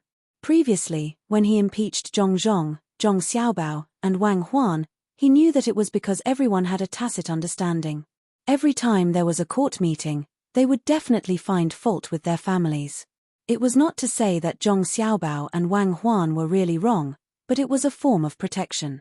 It was not good for an official to not have any colleagues opposing him. Therefore, everyone would find fault with him. He reckoned that this time, He had chosen the wrong person in his excitement. The emperor could impeach him, and the things that should be sent would be sent to his family. Impeaching Xiao Bei was a little too much. As this person thought about it, he became very anxious and sweated profusely. Jiao Lisha could not help but remind him, "You said that Xiao Bei and the others are running around everywhere. What's wrong with such young children?" "Ah, yes, what they are doing is wrong. Your Majesty, everyone, think about it. Xiao Bei and the others are so young, and they are running around all day long. How worrying is that? Don't they think about what will happen if they are tired? What will happen if they are cold? They are really too reckless." This person was quick-witted in his hurry. "Then how did they become heresy?" Li Longji asked. "Of course. Your Majesty, think about it. Shouldn't we be worried when they are outside? Once we are worried, we can't do good things. If we don't do good things and make the people suspicious, what is it if not heresy?" After speaking, this person let out a long sigh. In just a short while, sweat had already soaked through his clothes. Li Longji nodded. "Yes, that makes sense. You have worked hard. It is my duty." This person hurriedly responded. There was a 10-second period of silence in the imperial court. Just as Li Longji was about to call out names and ask about politics, Jiang Center of the Sinong Temple saw that no one was speaking. He opened his book and said loudly, "Your Majesty, according to the temple statistics, our country's tomatoes, chili, potatoes, sweet potatoes, and other foreign crops have reached the number of crops that can be planted throughout the country. I suggest that we should give an administrative order to Your Majesty, urgent news from Yin Province, urgent news from Yin Province." Without waiting for Jiang Center to finish speaking, a loud shout came from the entrance of Hanyuan Palace. Luo Bin rode a wide-wheel mountain bike and appeared like the wind. The officials were not paying attention to the bike, but to what Luo Bin had shouted. What happened to Yin Province? A few seconds later, Luo Bin stopped and threw the bike to the side. He came to the table of the officials at the bottom and drank 2 mouthfuls of water. Then, he snatched the microphone and said, "Your Majesty, Yin Province has reported that heavy snow has covered the sky and covered the earth. It has accumulated to the waist in half a day and has not stopped for the entire night. In the villages far away, there are more than 1,500 people who have been blessed." Li Longji felt his heart beat faster and he felt weak all over. The officials also had solemn expressions. In the past, when the great Tang's technology was not advanced and there were no medical or education benefits, the lives of 1,500 people would not matter to them. Which day did people not die? Which year did people not die in disasters? Not to mention 1,500 people, even if 15,000 people died, they would still be fine. When they fled for their lives, hundreds of thousands of people lost their homes. Countless people died on the road. They were already used to it. However, it was different now. There was no drought now, and hundreds of thousands of people did not have food to eat. It was even more impossible for people to trade their children for food. As long as people were still alive, other problems were not a problem. But suddenly, there was a place where 1,500 people lived, and the snow was up to their waists in half a day. It had been snowing for an entire day and night, and it still had not stopped. That person, bastard. Li Longji slammed the table and stood up, glaring at him angrily. Luo Bin hurriedly took 2 deep breaths and said, "Your Majesty, please forgive me, please calm down." There were more than 1,500 people, and they were all trapped in the thick snow. However, the 10 patrol inspectors of the imperial court called last night and urgently dispatched troops to rescue them. "You!" Li Longji gritted his teeth and pointed at Luo Bin. "This lowly one deserves to die. I ran too fast. Your Majesty, please calm down." Luo Bin grabbed the microphone and knelt there, not daring to raise his head. Li Longji slowly sat down, thought for a moment, and said, "What did Minister Jiang say about the administration of corn?" Replying to Your Majesty, because the people in many places are used to planting a certain crop and are not familiar with the new crop, they do not accept it. I think that an administrative order should be issued to force the local people to plant corn. Jiang Center glanced at Luo Bin, pretended not to see him, and answered the emperor's question. Must an administrative order? I think that other methods can be used. For example, the newspapers can say that Xiao Bao and Cuckoo support the planting of corn. How about that? Li Longji expressed his own thoughts. Very good. Your Majesty, please inform the two of them. Jiang Center was waiting for these words. He couldn't go to Zhong Xiaobao and Wang Huan to discuss and ask them to come forward. Li Longji nodded, and then suddenly said, speaking of corn, I have specially built a cold storage for all of you this year. Before the harvest, I have stored a lot of corn ears. During the new year, each of you will be given a few hundred ears to bring home for your children to eat. Thank you, Your Majesty. The officials didn't need to rehearse, and tacitly said their thanks in unison. As for Luo Bin, no one cared about him for the time being. It was as if they had already forgotten about the news they had just received. This lowly one. Does this lowly one also have some? Luo Bin originally wanted to ask about the disaster areas, but the moment the words left his mouth, he changed his mind. No. Go ask Xiao Bao and Cuckoo for some. In the future, say everything in one breath and then leave.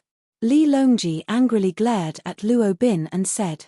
Luo Bin hurriedly said, yes, this lowly one will take his leave. After he left, Li Longji pondered, looked at the sky, and said to the officials, this year's snow is not small. We must make the necessary preparations. Yes. The officials replied in unison.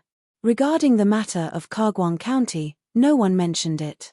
Everyone was clear that Xiaobei's team was ranked in the Great Tang Army. Usually, the impression that the Imperial Guards and Chamberlains of Imperial insignia were ranked first, Zhong Xiaobao and Wang Huan's team was ranked second, and Xiaobei's team was ranked third. But the officials knew in their hearts that Zhong Xiaobao and Wang Huan's team was ranked first, and Xiaobei's team was ranked second. The members of Xiaobei's team needed to go to the borders of the Great Tang to kill enemies, and some even needed to follow the fleet to be considered qualified.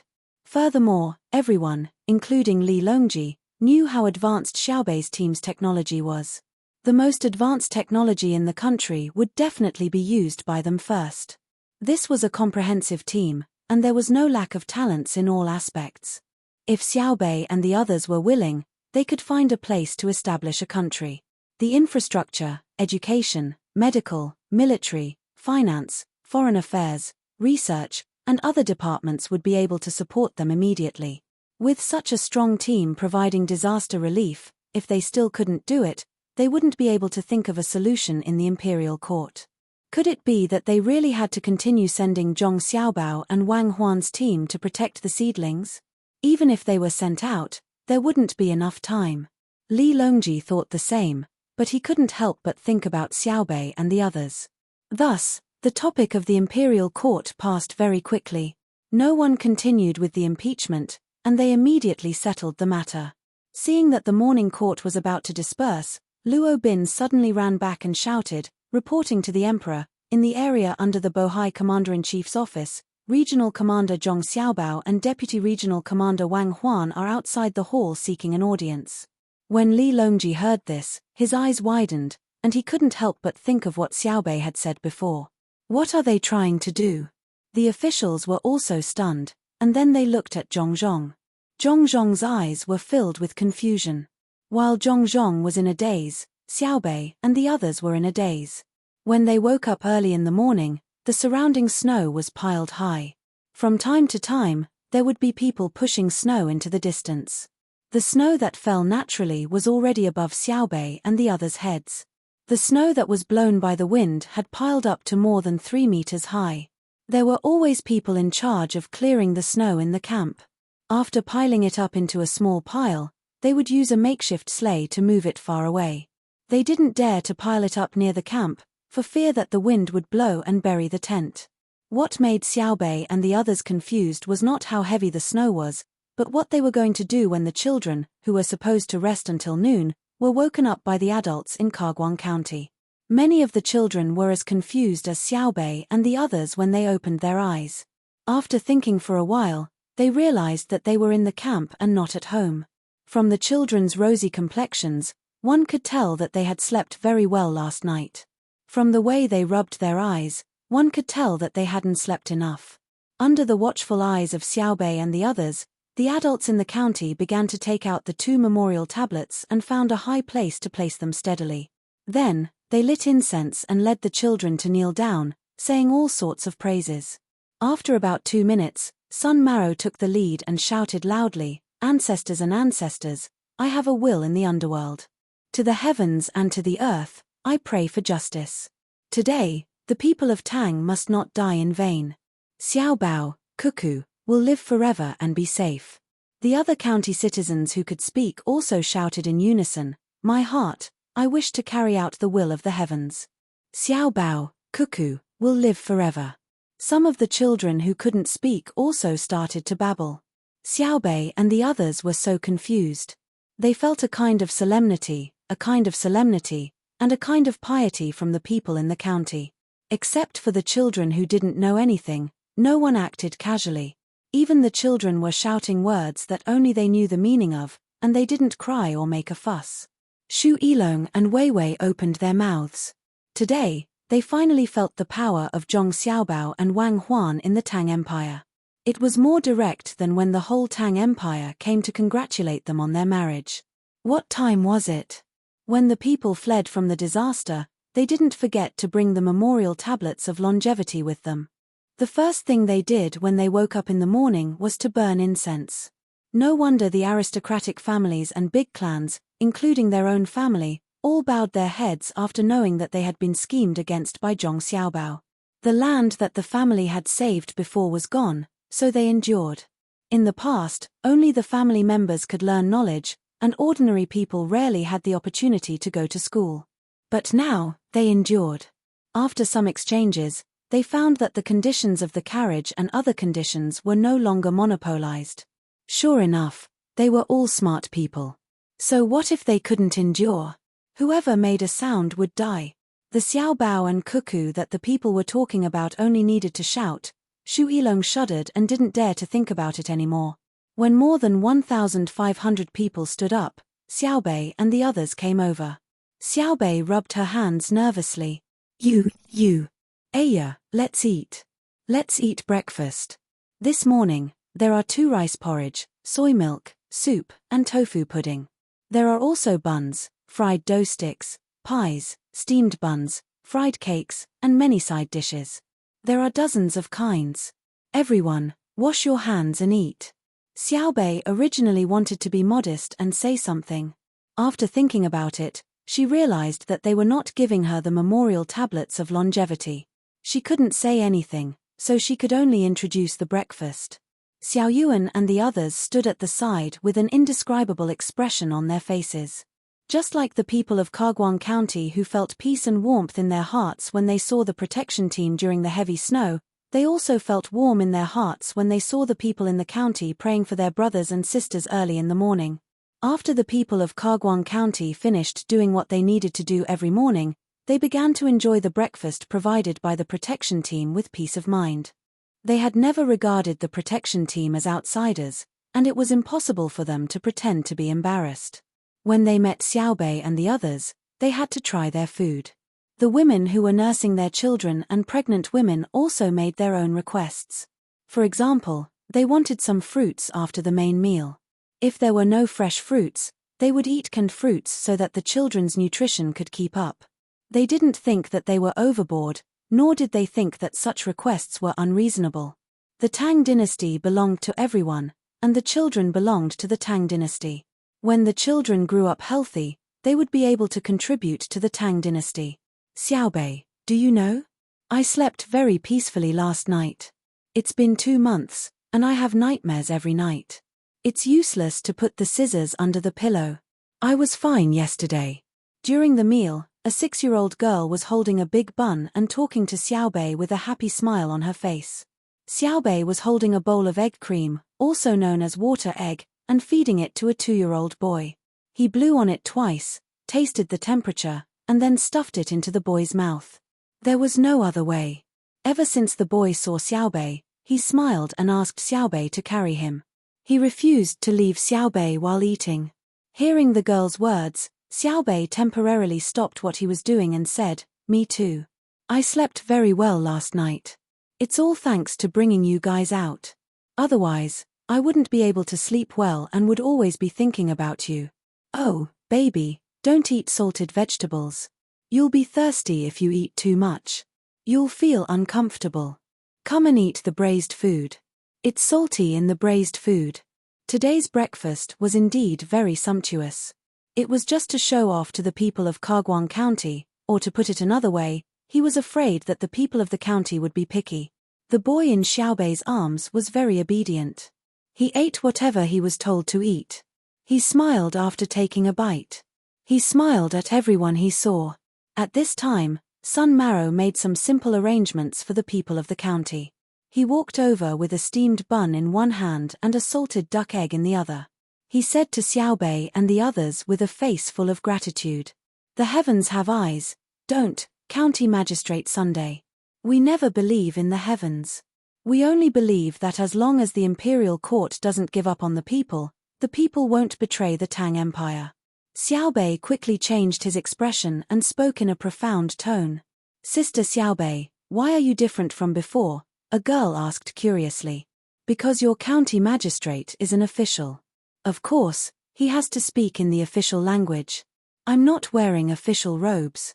Otherwise, I would say that the imperial court hasn't forgotten you guys. The people in other parts of the Tang Empire still care about you guys. Although the snow is cold, people's hearts are warm. This is the victory of our unity. This is the victory of our people." Xiaobei's expression changed again.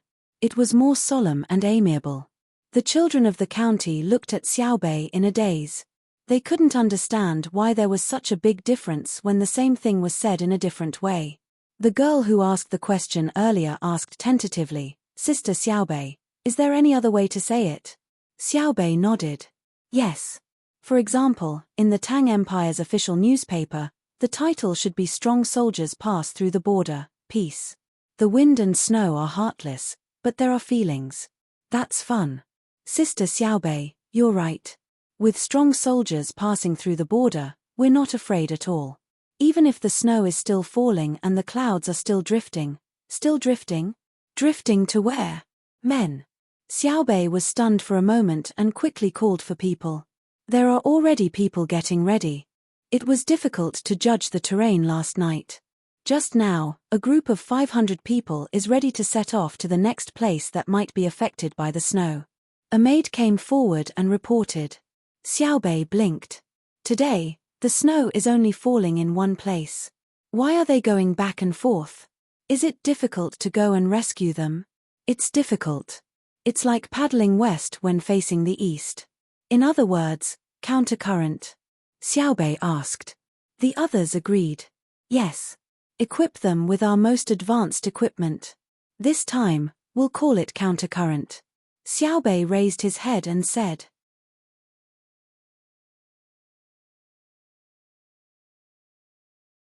Chapter 6. Xiaobei and the rest sent people to continue the rescue. The most advanced equipment was 6 snowmobiles, 5 of which were chain cars and 1 of which was anti-skid tires. Both of them were field test subjects. One was to test the terrain, and the other was to test if there were any obstacles in starting the oil under low temperature. Of course, they also brought blowtorches. If it really did not work, they could heat it manually. The 500 protection team had rested well last night. This time, they were going to the He River in the northeast. There were less than 60 households at the intersection of the Yellow River and the Weifen River, with a population of slightly more than 300 people. This was the last populated area in the surrounding area. As for whether there were a few families who went there to build thatched huts, there were probably some, but there was no way to save them. There were no markings on the military and administrative maps. Where could they find people in such a snowy day? Therefore, Xiaobei and the rest could only comfort themselves. They thought that when winter came, the minority or those who lived alone would go to places with more people to live. Otherwise, many of their living materials would be difficult to guarantee. If they really did not go down the mountain to live with others, they could only pray for their own good luck. It was impossible for them to pull more than 20,000 people to carry out a carpet search. Moreover, the person they were searching for was unknown. The 500 selected people set off just like that. They brought snowmobiles, sledges, oxygen tanks, as well as heating, heat preservation, and chilblains medicine and food. What they needed to do was not to stop the snow from falling, nor did they need to build houses for the locals. They just needed to bring them out. Xiao Bei and the rest believed that the locals would not freeze to death immediately. It was definitely not a problem for them to last for 2 days. The biggest danger was not from the snow, but self-abandonment. Losing contact with the outside world for a long time would torture people to the point of insanity. I hate this heavy snow more and more. Not only is it delaying our journey, but it also makes us worry. TSK. Do you think I will be afraid of snow?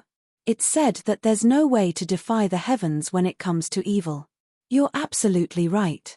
Xiao Bei muttered, obviously trying to cheer himself up. He turned around and ordered, go back to the tents. Those who are going to class, go to class, and those who are going to play, play. The children of Kagwan County were very obedient. They split up according to their learning progress and were taught by the original workers. The younger children looked for toys to play with. There were also some who ran outside the tent to stand in the open space, motionless as they watched the snow fall. No one knew what they were thinking. The children's world was always so colorful and unpredictable. The members of the protection team began to set up new tents and prepared delicious food in advance. When the people of Hehe arrived, they would eat and rest immediately. Sister Xiao Bei, why don't you go out and help and tell them what to do? Aren't you the leader? A servant girl who had been talking to the rag doll for a few minutes suddenly remembered something and immediately asked Xiao Bei about it. Xiao Bei patted the girl's head and narrowed his eyes. He smiled and said, if I don't help them, I'll be doing them a huge favor. I don't know anything, so how can I help? Professional matters should be left to the professionals. Let's not add to the mess, okay? Big Brother once said, don't be afraid of a godlike opponent, but be afraid of a pig-like teammate. Really? The little girl thought that Xiao Bei's words were very interesting. With one hand on her waist and the other holding the rag doll, she tilted her head and asked. Xiao Bei nodded vigorously. It's true. Right now, the honest me will make them feel more at ease. Then I can only bring you guys along to play. Come, I'll teach you kids who aren't old enough to enter school to sing nursery rhymes. All the children who could speak and weren't old enough to enter school gathered together with Xiao Bei and the others.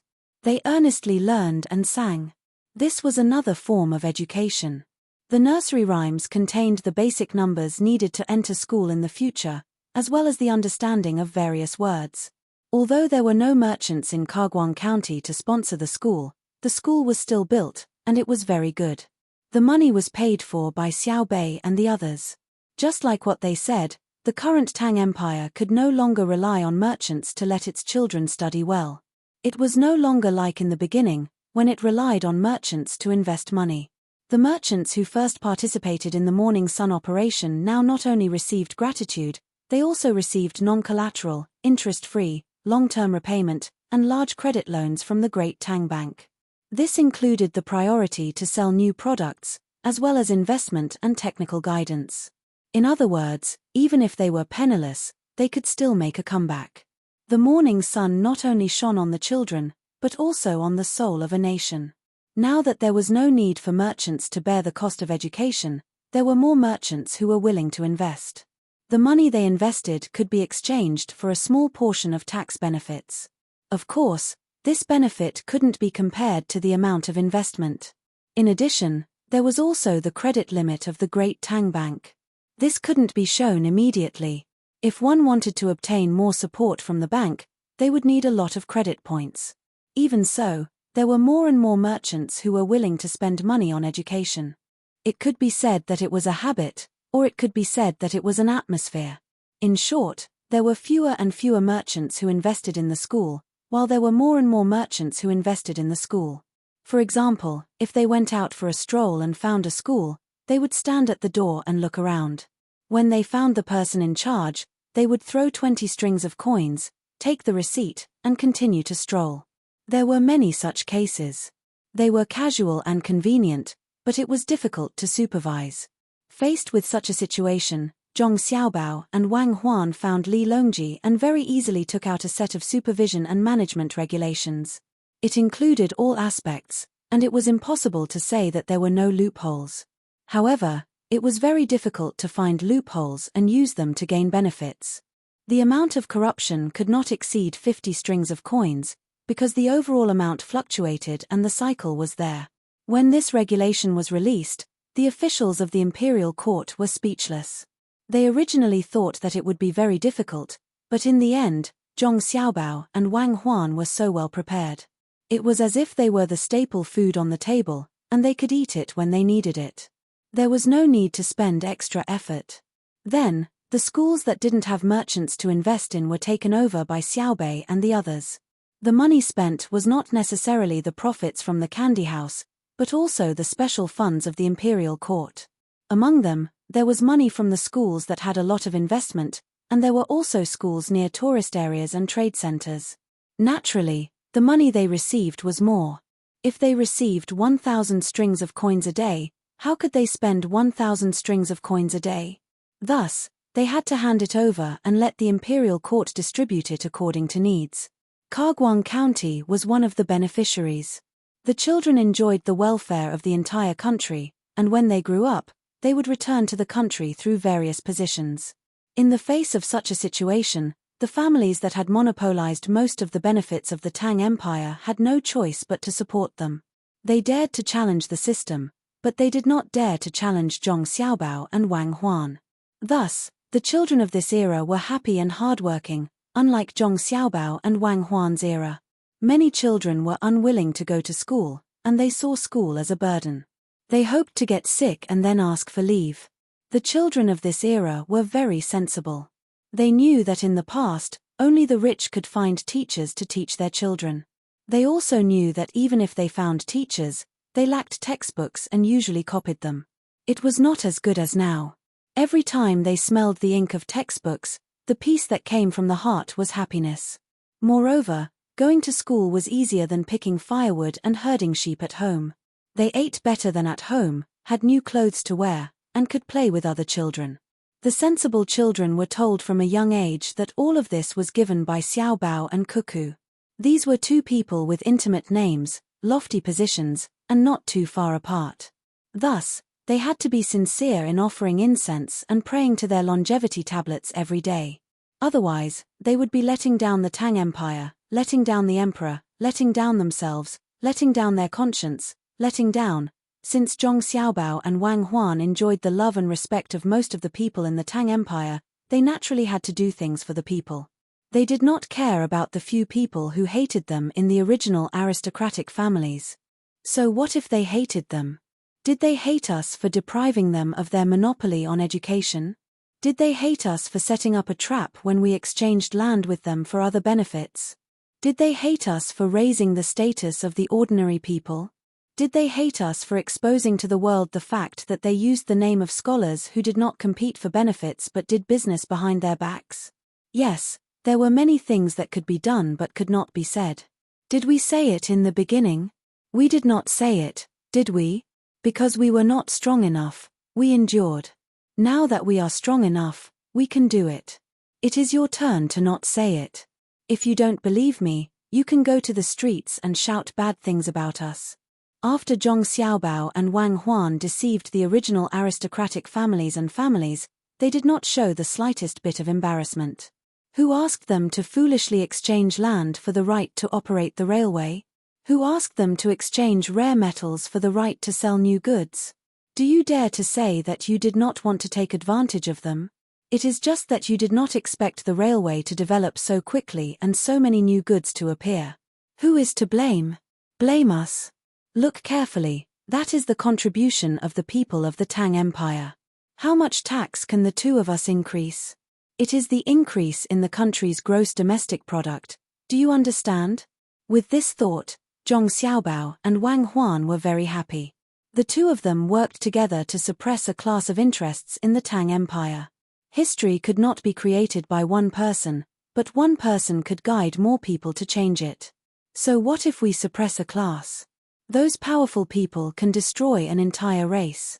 Do you think that there are few people who destroyed their own race? That is why the two of us have to work hard. Under the condition of ensuring the stability of the lives of the people in the country, we have to do our best to liberate those who are still in slavery and help those who are being exploited. On the way to Hanyuan Palace, Zhong Xiaobao said to Wang Huan that the two of them had just discussed the problem of class. Oh, Xiaobao, do you want to slaughter a large number of Indians like the United States, or learn from Spain? As Wang Huan spoke, she tidied up her clothes. She had not worn the official uniform for a long time and was not used to it now. Zhong Xiaobao was also not used to it, but he endured and said, "Our Chinese civilization is different from other civilizations." How big was the original Central Plains? Why did it become the current territory? It is not how strong the military force is, but how tolerant the people are. The Jews are all over the world, but when they united and evacuated from various countries, the people in our country did not because they were assimilated.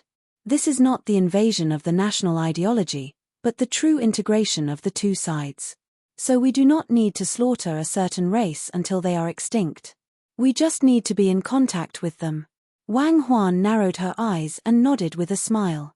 She knew that, as Zhong Xiaobao said, the Chinese people were never the same and would not reject others. Even if the whole world migrated to China, the Chinese people would welcome them. Come on, everyone do things together, and everyone's children can play together. It was not like other countries, regions, and ethnic groups that were xenophobic. To put it nicely, this was called national independence. To put it bluntly, this was called inferiority. How much inferiority did the people have to be so narrow-minded? How much inferiority did the people have to be so afraid of outsiders? Can't they live together? Can't they develop together? No, they must act like wild beasts, draw a circle, and then push others out of the circle. But the animal world told people that such wild beasts will eventually lose their territory. Then if it was a nation or a country, even if such a country's technology was ahead of the time, in terms of spiritual level, it was still undeveloped. Of course, many countries might not think this way. They believed that using knives and forks and eating separately was a sign of civilization. Everyone ate what was in front of them. In fact, China had been like this since a long time ago. They used knives and forks and ate separately. But later on, they found that this was not the way. Knives and forks were made of metal, and there was a shortage of food in China. It was best for everyone to eat together and use chopsticks. This was the wisdom and behavior of survival. In other words, using knives and forks and eating separately was not a way of eating that was praised and worshipped. It was something that China had done a long time ago. It was just that a small group of Chinese people were blinded by other countries' technology. They saw that other countries' technology was better than theirs, and they thought that everything was better. Eating meat cooked with a grilled method and using other people's name, they felt that it was fashionable. Even if it was a bowl of noodles, using other people's name, they felt proud. The more she thought about it, the angrier Wang Huan got. She could not help but complain to Zhong Xiaobao, there were many stupid people in China back then, right? What's wrong now? Zhong Xiaobao was surprised. I'm angry. Look at how good the Tang Empire is now.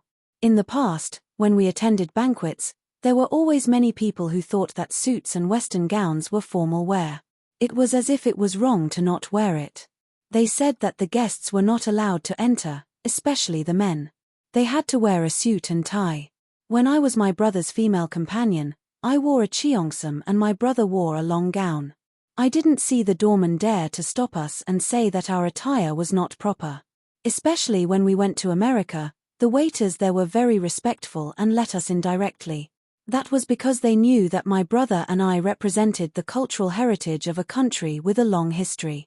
Wang Huan touched her clothes and felt that it was no longer uncomfortable to wear the official uniform. This was heritage, and the material was good. After hearing Wang Huan's words, Zhong Xiaobao frowned and thought for a while, then asked, "Which brother?" "Female companion? You're paying attention to this?" "My brother." Wang Huan felt that Zhong Xiaobao's IQ had obviously dropped at this moment. She had to add on to explain so that Zhong Xiaobao could return to normal.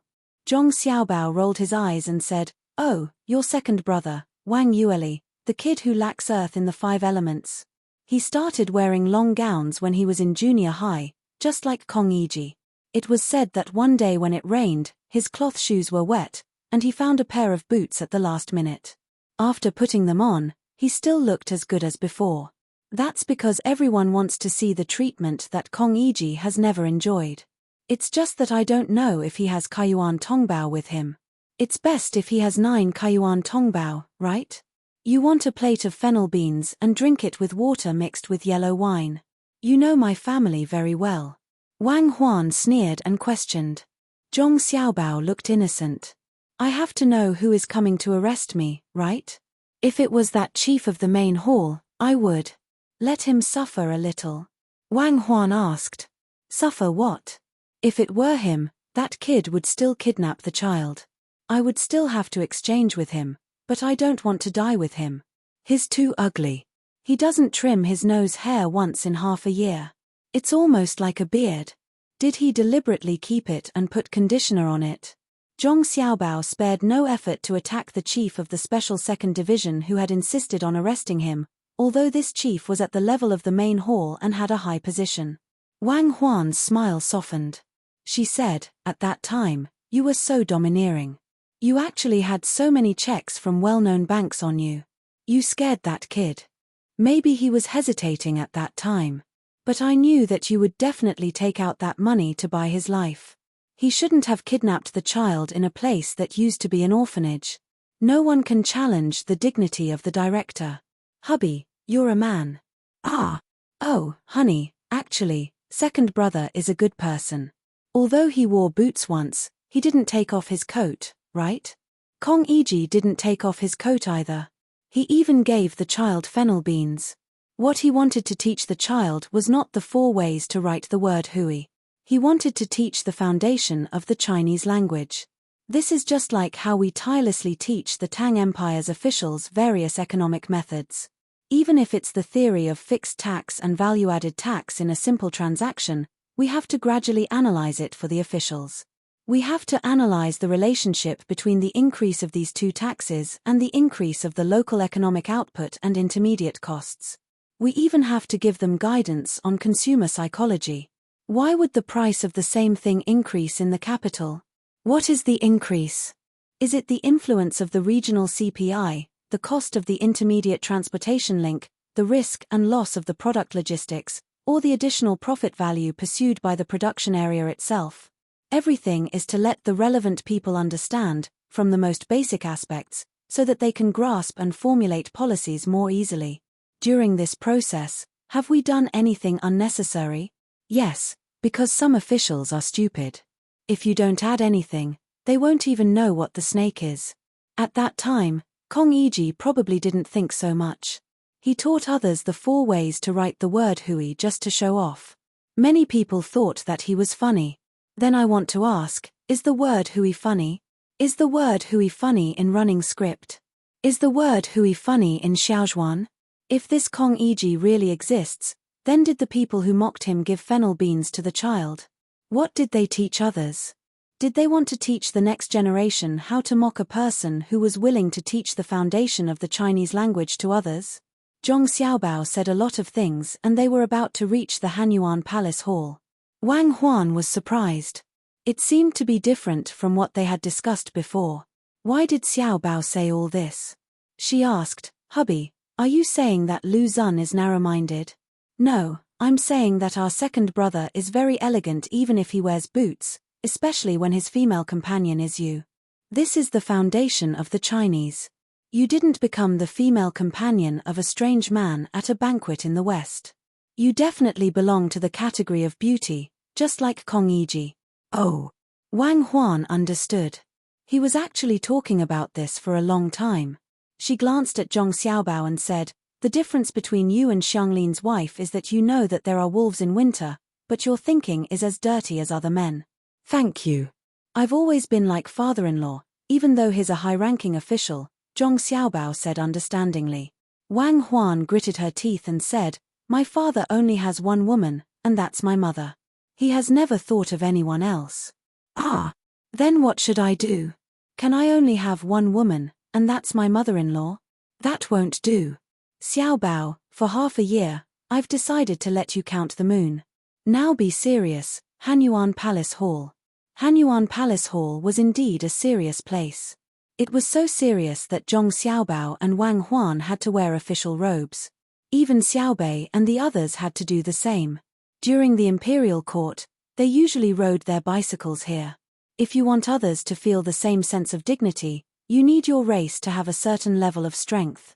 It's best to have a base first, such as Israel. So, when you wear traditional clothes in other countries and are looked at seriously, you should first think about whether your own race is strong or not. If you think that your own personality is strong, then you are too ridiculous. When you turn around and laugh at your race, you are not a human being. In Hanyuan Palace Hall, Li Longji and the civil and military officials did not laugh at Zhong Xiaobao and Wang Huan. Their expressions were very serious. It had nothing to do with the weather or the prestige of the officials. The direct reason was that they could not figure out why the two people below were wearing official robes to the imperial court today. The people who were usually calm and collected were actually so dignified. It made people feel uneasy. It was just as Li Longji had thought. What were they trying to do? Was the end of the world coming? Zhong Xiaobao and Wang Huan bowed and spoke into the microphone that someone nearby passed to them. This subject, Bohai Commander-in-Chief Offices Jidushi Zhong Xiaobao, this subject, Bohai Commander-in-Chief Offices Jidushi Wang Huan, pays respect to Your Majesty. There was a long line behind the microphone. It looked very inconvenient. Li Longji took a deep breath. He could already hear the sound of his own heartbeat. It made people nervous. Minister Zhong, Minister Wang, dispense with the formalities, please sit. Li Longji responded in the manner of a proper ruler and minister. A little eunuch hurriedly ran over to prepare chairs. Luo Bin could not wait and went to the last two seats of the civil officials. He pushed them up and snatched their chairs and placed them behind Zhong Xiaobao and Wang Huan. Zhong Xiaobao and Wang Huan sat at the very bottom facing Li Longji. There were also civil and military officials on both sides. This position was very good. The other officials could see the two of them if they looked down. Is there an important matter? Li Longji asked. He unconsciously crossed his hands together. The officials controlled their breathing and waited for Zhong Xiaobao and Wang Huan's reply.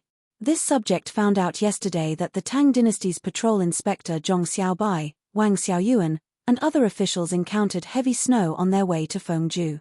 In order to help the local people, they are trapped in the open area of the Yellow River on the east side of Kagwan County. The transmission was interrupted. When this subject came, it had not yet been restored. Therefore, this subject wishes to ask the imperial court to send aid. Zhong Xiaobao explained the reason for his visit. There was a sigh of relief in Hanyuan Palace. Li Longji opened his crossed hands and glared at Zhong Xiaobao and Wang Huan. He said, I thought it was something serious. In the future, the two of you are not allowed to be so scary. The casual clothes you usually wear are more comfortable. Yes, casual clothes are better. Yes, it should be casual clothes. It's better than official clothes. The officials all agreed. When they saw Zhong Xiaobao and Wang Huan urgently request an audience in official clothes, they felt that the sky was falling. It was actually a trivial matter. It was too deceptive. It's not good for the two of us to be too casual in the imperial court. Wang Huan explained. You can be casual. In the future, when you meet someone, the two of you can go around from the back. There is no need to let others report. The officials are already working very hard every day. Don't add to their psychological burden. We already know that Xiao Bai and the others are trapped. You and Xiao Bao can send people to deliver things. What do you lack? It's not easy to allocate things at the moment. This subject will take them from the national treasury. Li Longji's mood brightened. He no longer spoke in a formal manner. Zhong also raised his sleeve to wipe the sweat on his forehead. Just now, he was also frightened. Although his son and daughter-in-law looked very good in official clothes, no official or commoner wanted to see the two of them in such formal clothes. After letting out a sigh of relief, Zhong put on a serious expression and shouted at Zhong Xiaobao and Wang Huan, Xiaobao, Cuckoo, Why aren't the two of you at home looking after Mingming? Why are you running to Hanyuan Palace Hall to talk about such a small matter? Zhong Xiaobao stood up and cupped his hands. He said, Minister Zhong, this official does not dare to agree with your words. Don't talk to me about this. Today, I am not the Minister of Works. I am your father. Xiaobai and the others have more than 20,000 people in their team. They have all the supplies they need. Not to mention saving a disaster, they should be able to fight a siege against the enemy, right? Tell me, what do they lack? Zhong Zhong, who had always been serious and attached great importance to the imperial court, could not help it. The main reason was that he felt that it was not good to scare the emperor and other colleagues.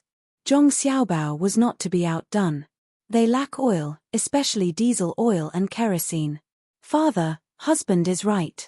Xiaobai and the others lack the above two things. If it were normal times, they could use them sparingly and distribute according to the actual situation. For example, lighting can keep many places dark. For example, heating can seal tents. However, they are now facing disaster relief. Xiaobai and the others must give the commoners an impression of strong soldiers. They will choose to light up the entire night, choose to increase the overall temperature of the area, and choose to force their way through when they are in a hurry. What the commoners see is that no matter when, where, what the situation is, the most elite troops of the Tang Empire will face it easily. Even if the sky falls and the earth shatters, the place where the protection team appears will not move. Even if the mountains and seas are turned upside down, they will be able to turn the tide. Wang Huan cooperated with Zhong Xiaobao to add on. Li Longji slapped the table. That's right. Wherever the protection team goes, it must be safe, no matter when, no matter where. This way, even if all the regular troops of the Tang Empire are defeated one day, the protection team will not be deployed, and my imperial army will not be defeated. The people will not lose their confidence. This is the last line of defense. Not only does it defend the territory, but it also protects the soul of the Tang Empire. Xiaobao, Cuckoo, Xiaobai and the others lack things. Send them. Your Majesty, it's impossible. We can't send them. The snow has already blocked the road. The Minister of War, Xiao Song, spoke the truth. He knew the army, so he knew how bad the environment was. Even Zhong Xiaobao and Wang Huan's protection team could not break through. Every step they took was a pit. There was no way out. It's you who can't send them. Li Longji was unhappy. You're a normal person. You're saying it's impossible. Many years ago, when it was snowing heavily in Feng State, we sent 10 tons of supplies a day. How much did we send back then? The Turks who were willing to surrender saw that the supply of supplies to Feng State increased instead of decreased. What we need is this willpower. When faced with a strong opponent, they will become stronger. They will not compromise or lower their heads. Otherwise, do you think the Turks who surrendered will live so obediently? Xiao Song hurriedly admitted his mistake. Yes, yes. Your Majesty is right. We are all kites. What we play is to soar into the sky in adversity. If there is no adversity, we will not fly. Then, Provincial Governor Zhong, Deputy Provincial Governor Wang, can you teach us how to fly? Minister Zhong must be confident, right? Xiao Song pushed the problem to Zhong Xiaobao and Wang Huan. He did not forget to add fuel to the fire for Zhong Zhong. Zhong Zhong calmed down at this moment. He thought about it. His son and daughter-in-law were right. Xiaobai and Xiao Yuan promised to show their strongest side so that the people would feel at ease. No matter how heavy the snow was, the people would definitely see the sun rise and the clouds parting. However, the corresponding consumption would increase. The diet was fixed. No matter how much you ate, you could not eat the food of more than a few people. Oil was the most scarce. When the children left, they knew that they had only brought an extra month's worth of oil. Because the total time from the capital to Feng State was not much, they had already considered the consumption of oil if they encountered unexpected situations. However, who would have thought that an abnormal heavy snow would suddenly fall? Thinking like this, Zhong Zhong put away his temper with the children and asked softly, Xiao Bao, Cuckoo, if you need money from your family, just take it. There is no need to disturb the court. Thank you for your understanding, Father. The problem is not about money. It is a race against time. Send as much as possible to Xiaobai so that they will feel at ease. If it were a group of adult court officials, I could slowly gather the transportation resources and let them wait. However, Xiaobai and the others are our younger siblings. Yesterday, when we received the telegram, we did not immediately tell the emperor. Overnight, Cuckoo and I gathered the supplies, but when we woke up in the morning, we still could not make a telegram communication. Xiaobai and the others must be waiting for brother and sister to make a move. Every second that they wait, Cuckoo and I will feel heartache for one more second. Zhong Xiaobao spoke in a heavy tone. Wang Huan added, so after Xiaobao and I arranged everything, we went to the imperial court in our official robes.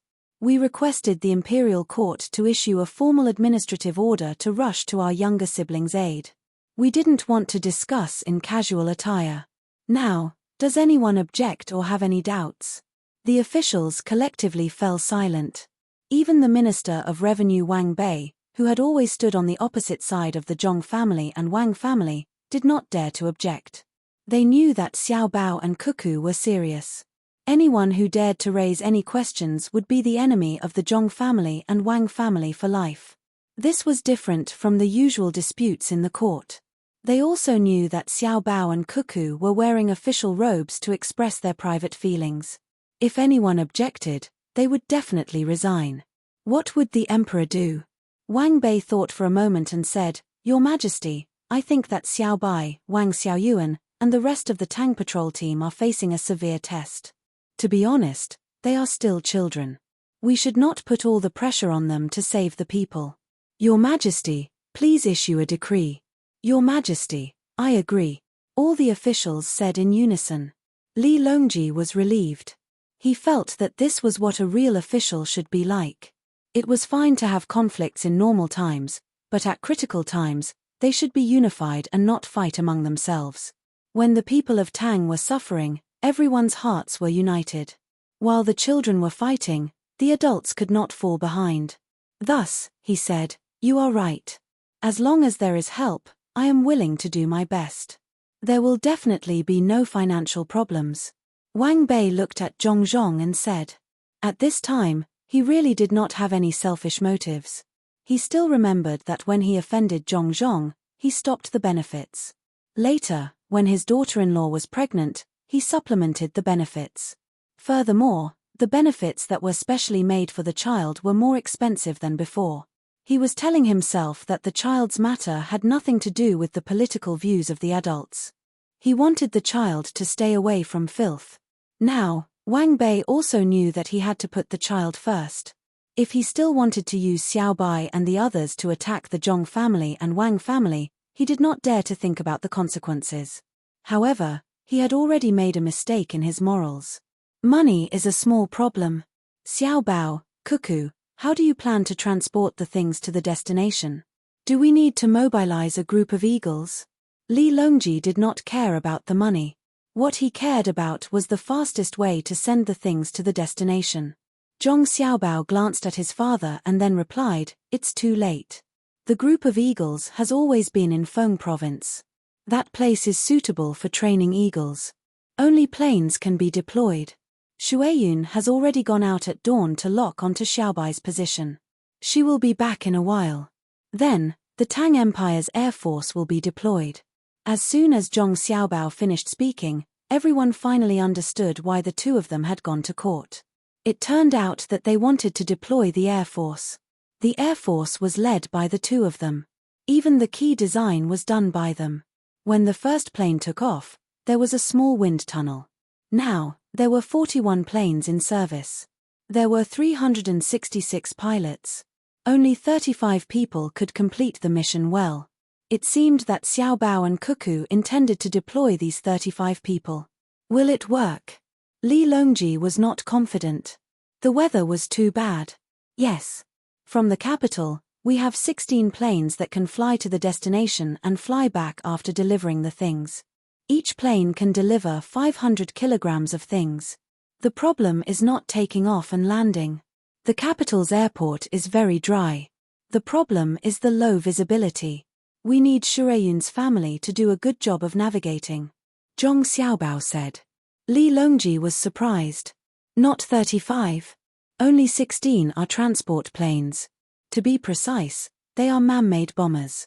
The other planes can't fly over.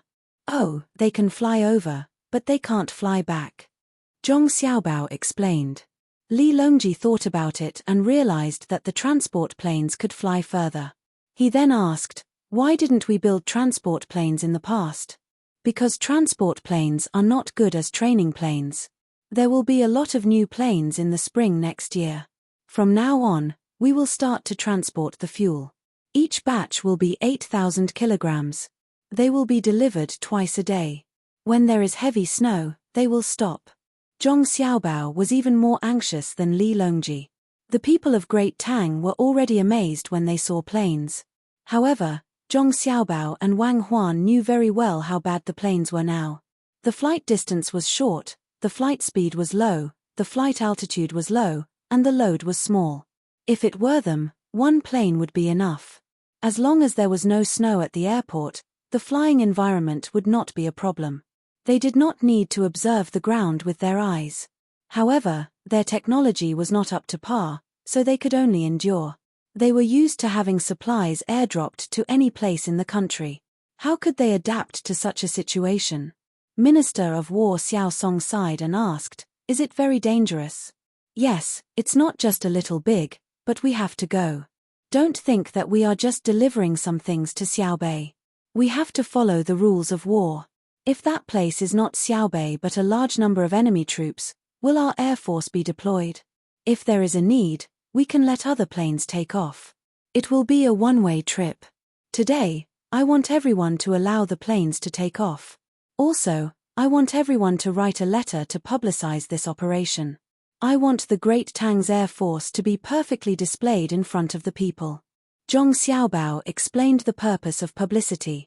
Li Longji and the other officials agreed. They did need to let the people know how strong the Great Tang was. In the future, they could give other people a chance to survive. For example, a fisherman who went out to sea to fish was blown to an island by the wind. In the past, he and his family could only wait for news of his death. His family could not even get any news and could only guess. Then, with the aid of airplanes, the fisherman would adjust his mentality and stamina. He knew that his family would report him when they found out that he did not return. Then, rescue boats would come out. At the same time, planes would take off to patrol the sea. If he maintained his mentality and stamina, he could live for a long time. There were also those who lost their way in the grassland. An area was surrounded by floods. If a plane flew over their head and then flew away, they would know that more planes would appear. The education of patriotism was especially important. When he was in danger, the country would give him hope. When the country was faced with a choice between life and death, he would choose to protect the country. At the moment, the imperial court did not publicize airplanes, so the people were more familiar with Shureyun. When Shureyun was free, she would bring her family to various places in the Great Tang to familiarize themselves with the terrain. In the process, she would help others when they were in danger. When a small group of people was surrounded by wolves on the grassland, Shureyun's family appeared. The wolves did not even have the courage to fight with Shureyun's family and were chased by Shureyun's family. When someone fell into the water, Shureyun would rescue them. Although there were several scratches on their arms and legs when they were thrown ashore, they were only superficial wounds. You were still alive, right? When someone got lost in the mountains, Shureyun would help to report to the local government office. It took some time to communicate, but the goal would be achieved in the end. Shureyun's family was such an existence. Their ability to find people was better than that of pilots. Many people in the wild would feel relieved when they saw Shureyun flying in the sky. The only pity was that since ancient times, there weren't many such intelligent animals. However, every time such an animal appeared, regardless of whether it was a cat, a dog, a cow, or a horse, it would be praised and valued by humans. Right now, it was time for Shureyun to contribute. He was arrogant and never ate the food given by others. He also never showed kindness to others. Even if it was Li Longji, the emperor, He only trusted a small group of people from the Zhong family and Wang family.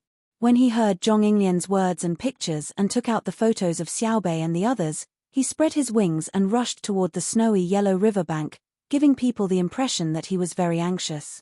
Xiaobei and the others, who had set up camp and stayed still, accompanied the children for a lesson and then played with them. They never said a word about the management of the camp, nor did they run around. Little sister Xiaobei, let's go catch a few fish in the river, okay? If we make a hole in the ice, the fish will show up by themselves. If we make a large piece of ice, I even dare to go down to catch fish. I'm very good.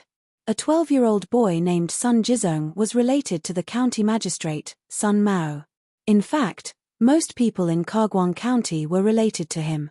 Sun Jizong probably wanted to show off his ability to catch fish in front of Xiaobei, so he was instigating. Xiao Yuan glared at him. You shut up. When are you still thinking of going out to find trouble? Do you want to waste the manpower of our guard team and break a large piece of ice for you to catch fish? Do you need it? My Xiaobei only needs a small hole to get in and take the fish out. You stay here, or I'll beat you up. Sun Jizong shrank back.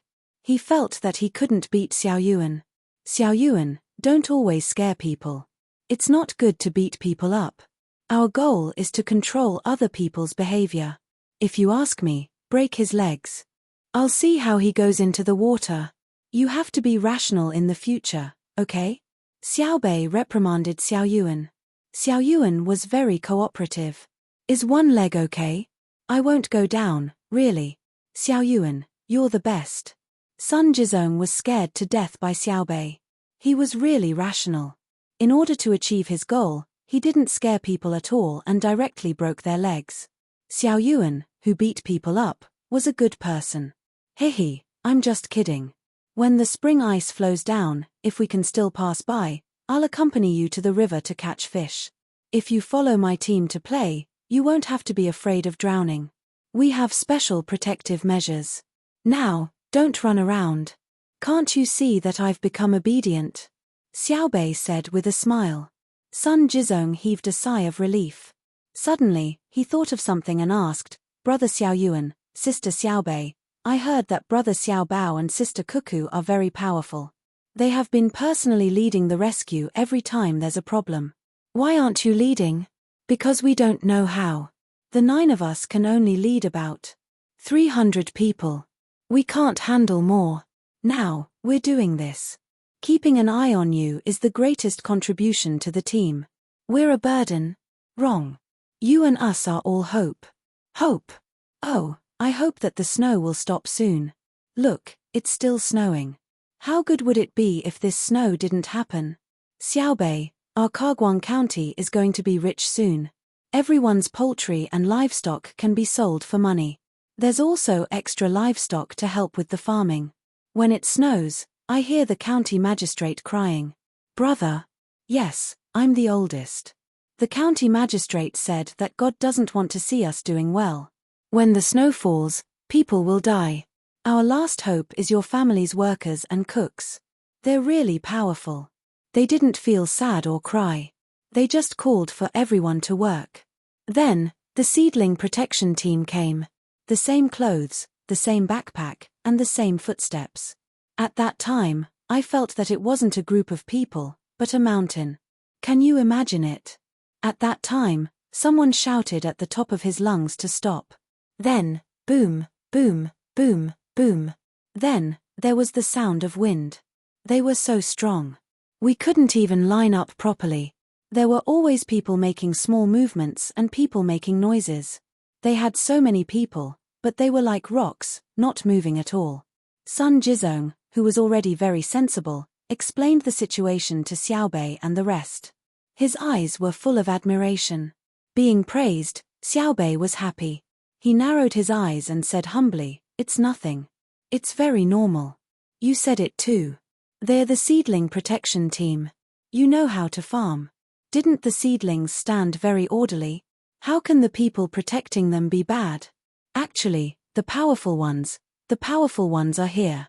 Quick, prepare warm water and raw meat. Shui Yun is here. As Xiaobei spoke, He inadvertently raised his head and happened to see a figure moving about amidst the flying snow. It was as if he was dancing amidst countless black dots. In the forbidden zone of life, Shui Yun's figure was so beautiful. Some people saw it for the thrill, while others saw it for the courage. Xiaobei saw it for the calmness, as if she was in the water. Shui Yun, here. Quick, bring me the gun. Xiaobei waved her hand vigorously and then asked the guard beside her to bring the gun over. She and Xiao Yuan each held one side. Shui Yun let out a cheerful cry. Her wings moved and retracted, and she lightly landed on the gun shaft. She swayed her head left and right, carefully sizing up Xiaobei and the rest. Her eyes were full of kindness and inquiry. Immediately, someone sprayed water on Shui Yun. It had just been adjusted. Although Shui Yun came over in the wind and snow, her body was very hot, especially when she was flying so hard. Once she landed, her heart rate and blood pressure would increase. She needed to cool down. If there was no help, the eagle would have to cool down by itself. But if there was help, the eagle would feel much more comfortable. Most of the time, when a rabbit kicked an eagle, it didn't hurt the eagle. Instead, it caused the eagle's blood pressure to suddenly rise. Then, the eagle was done for. Shui Yun was very cooperative. She spread her wings, adjusted her position, and lowered her head to drink a few mouthfuls of water. She was very satisfied. Shui Yun, why did you come here? Is there something wrong? Eat something first, Xiaobei said happily. You're tuning in to the Dreamy Chapters YouTube channel. We're so grateful for your support and don't forget to subscribe to join us on this incredible journey through captivating stories. Your generosity through donations truly makes a world of difference, as it's the primary source of revenue that allows me to expand and enhance this channel for you. Thank you from the bottom of my heart for being a part of this adventure.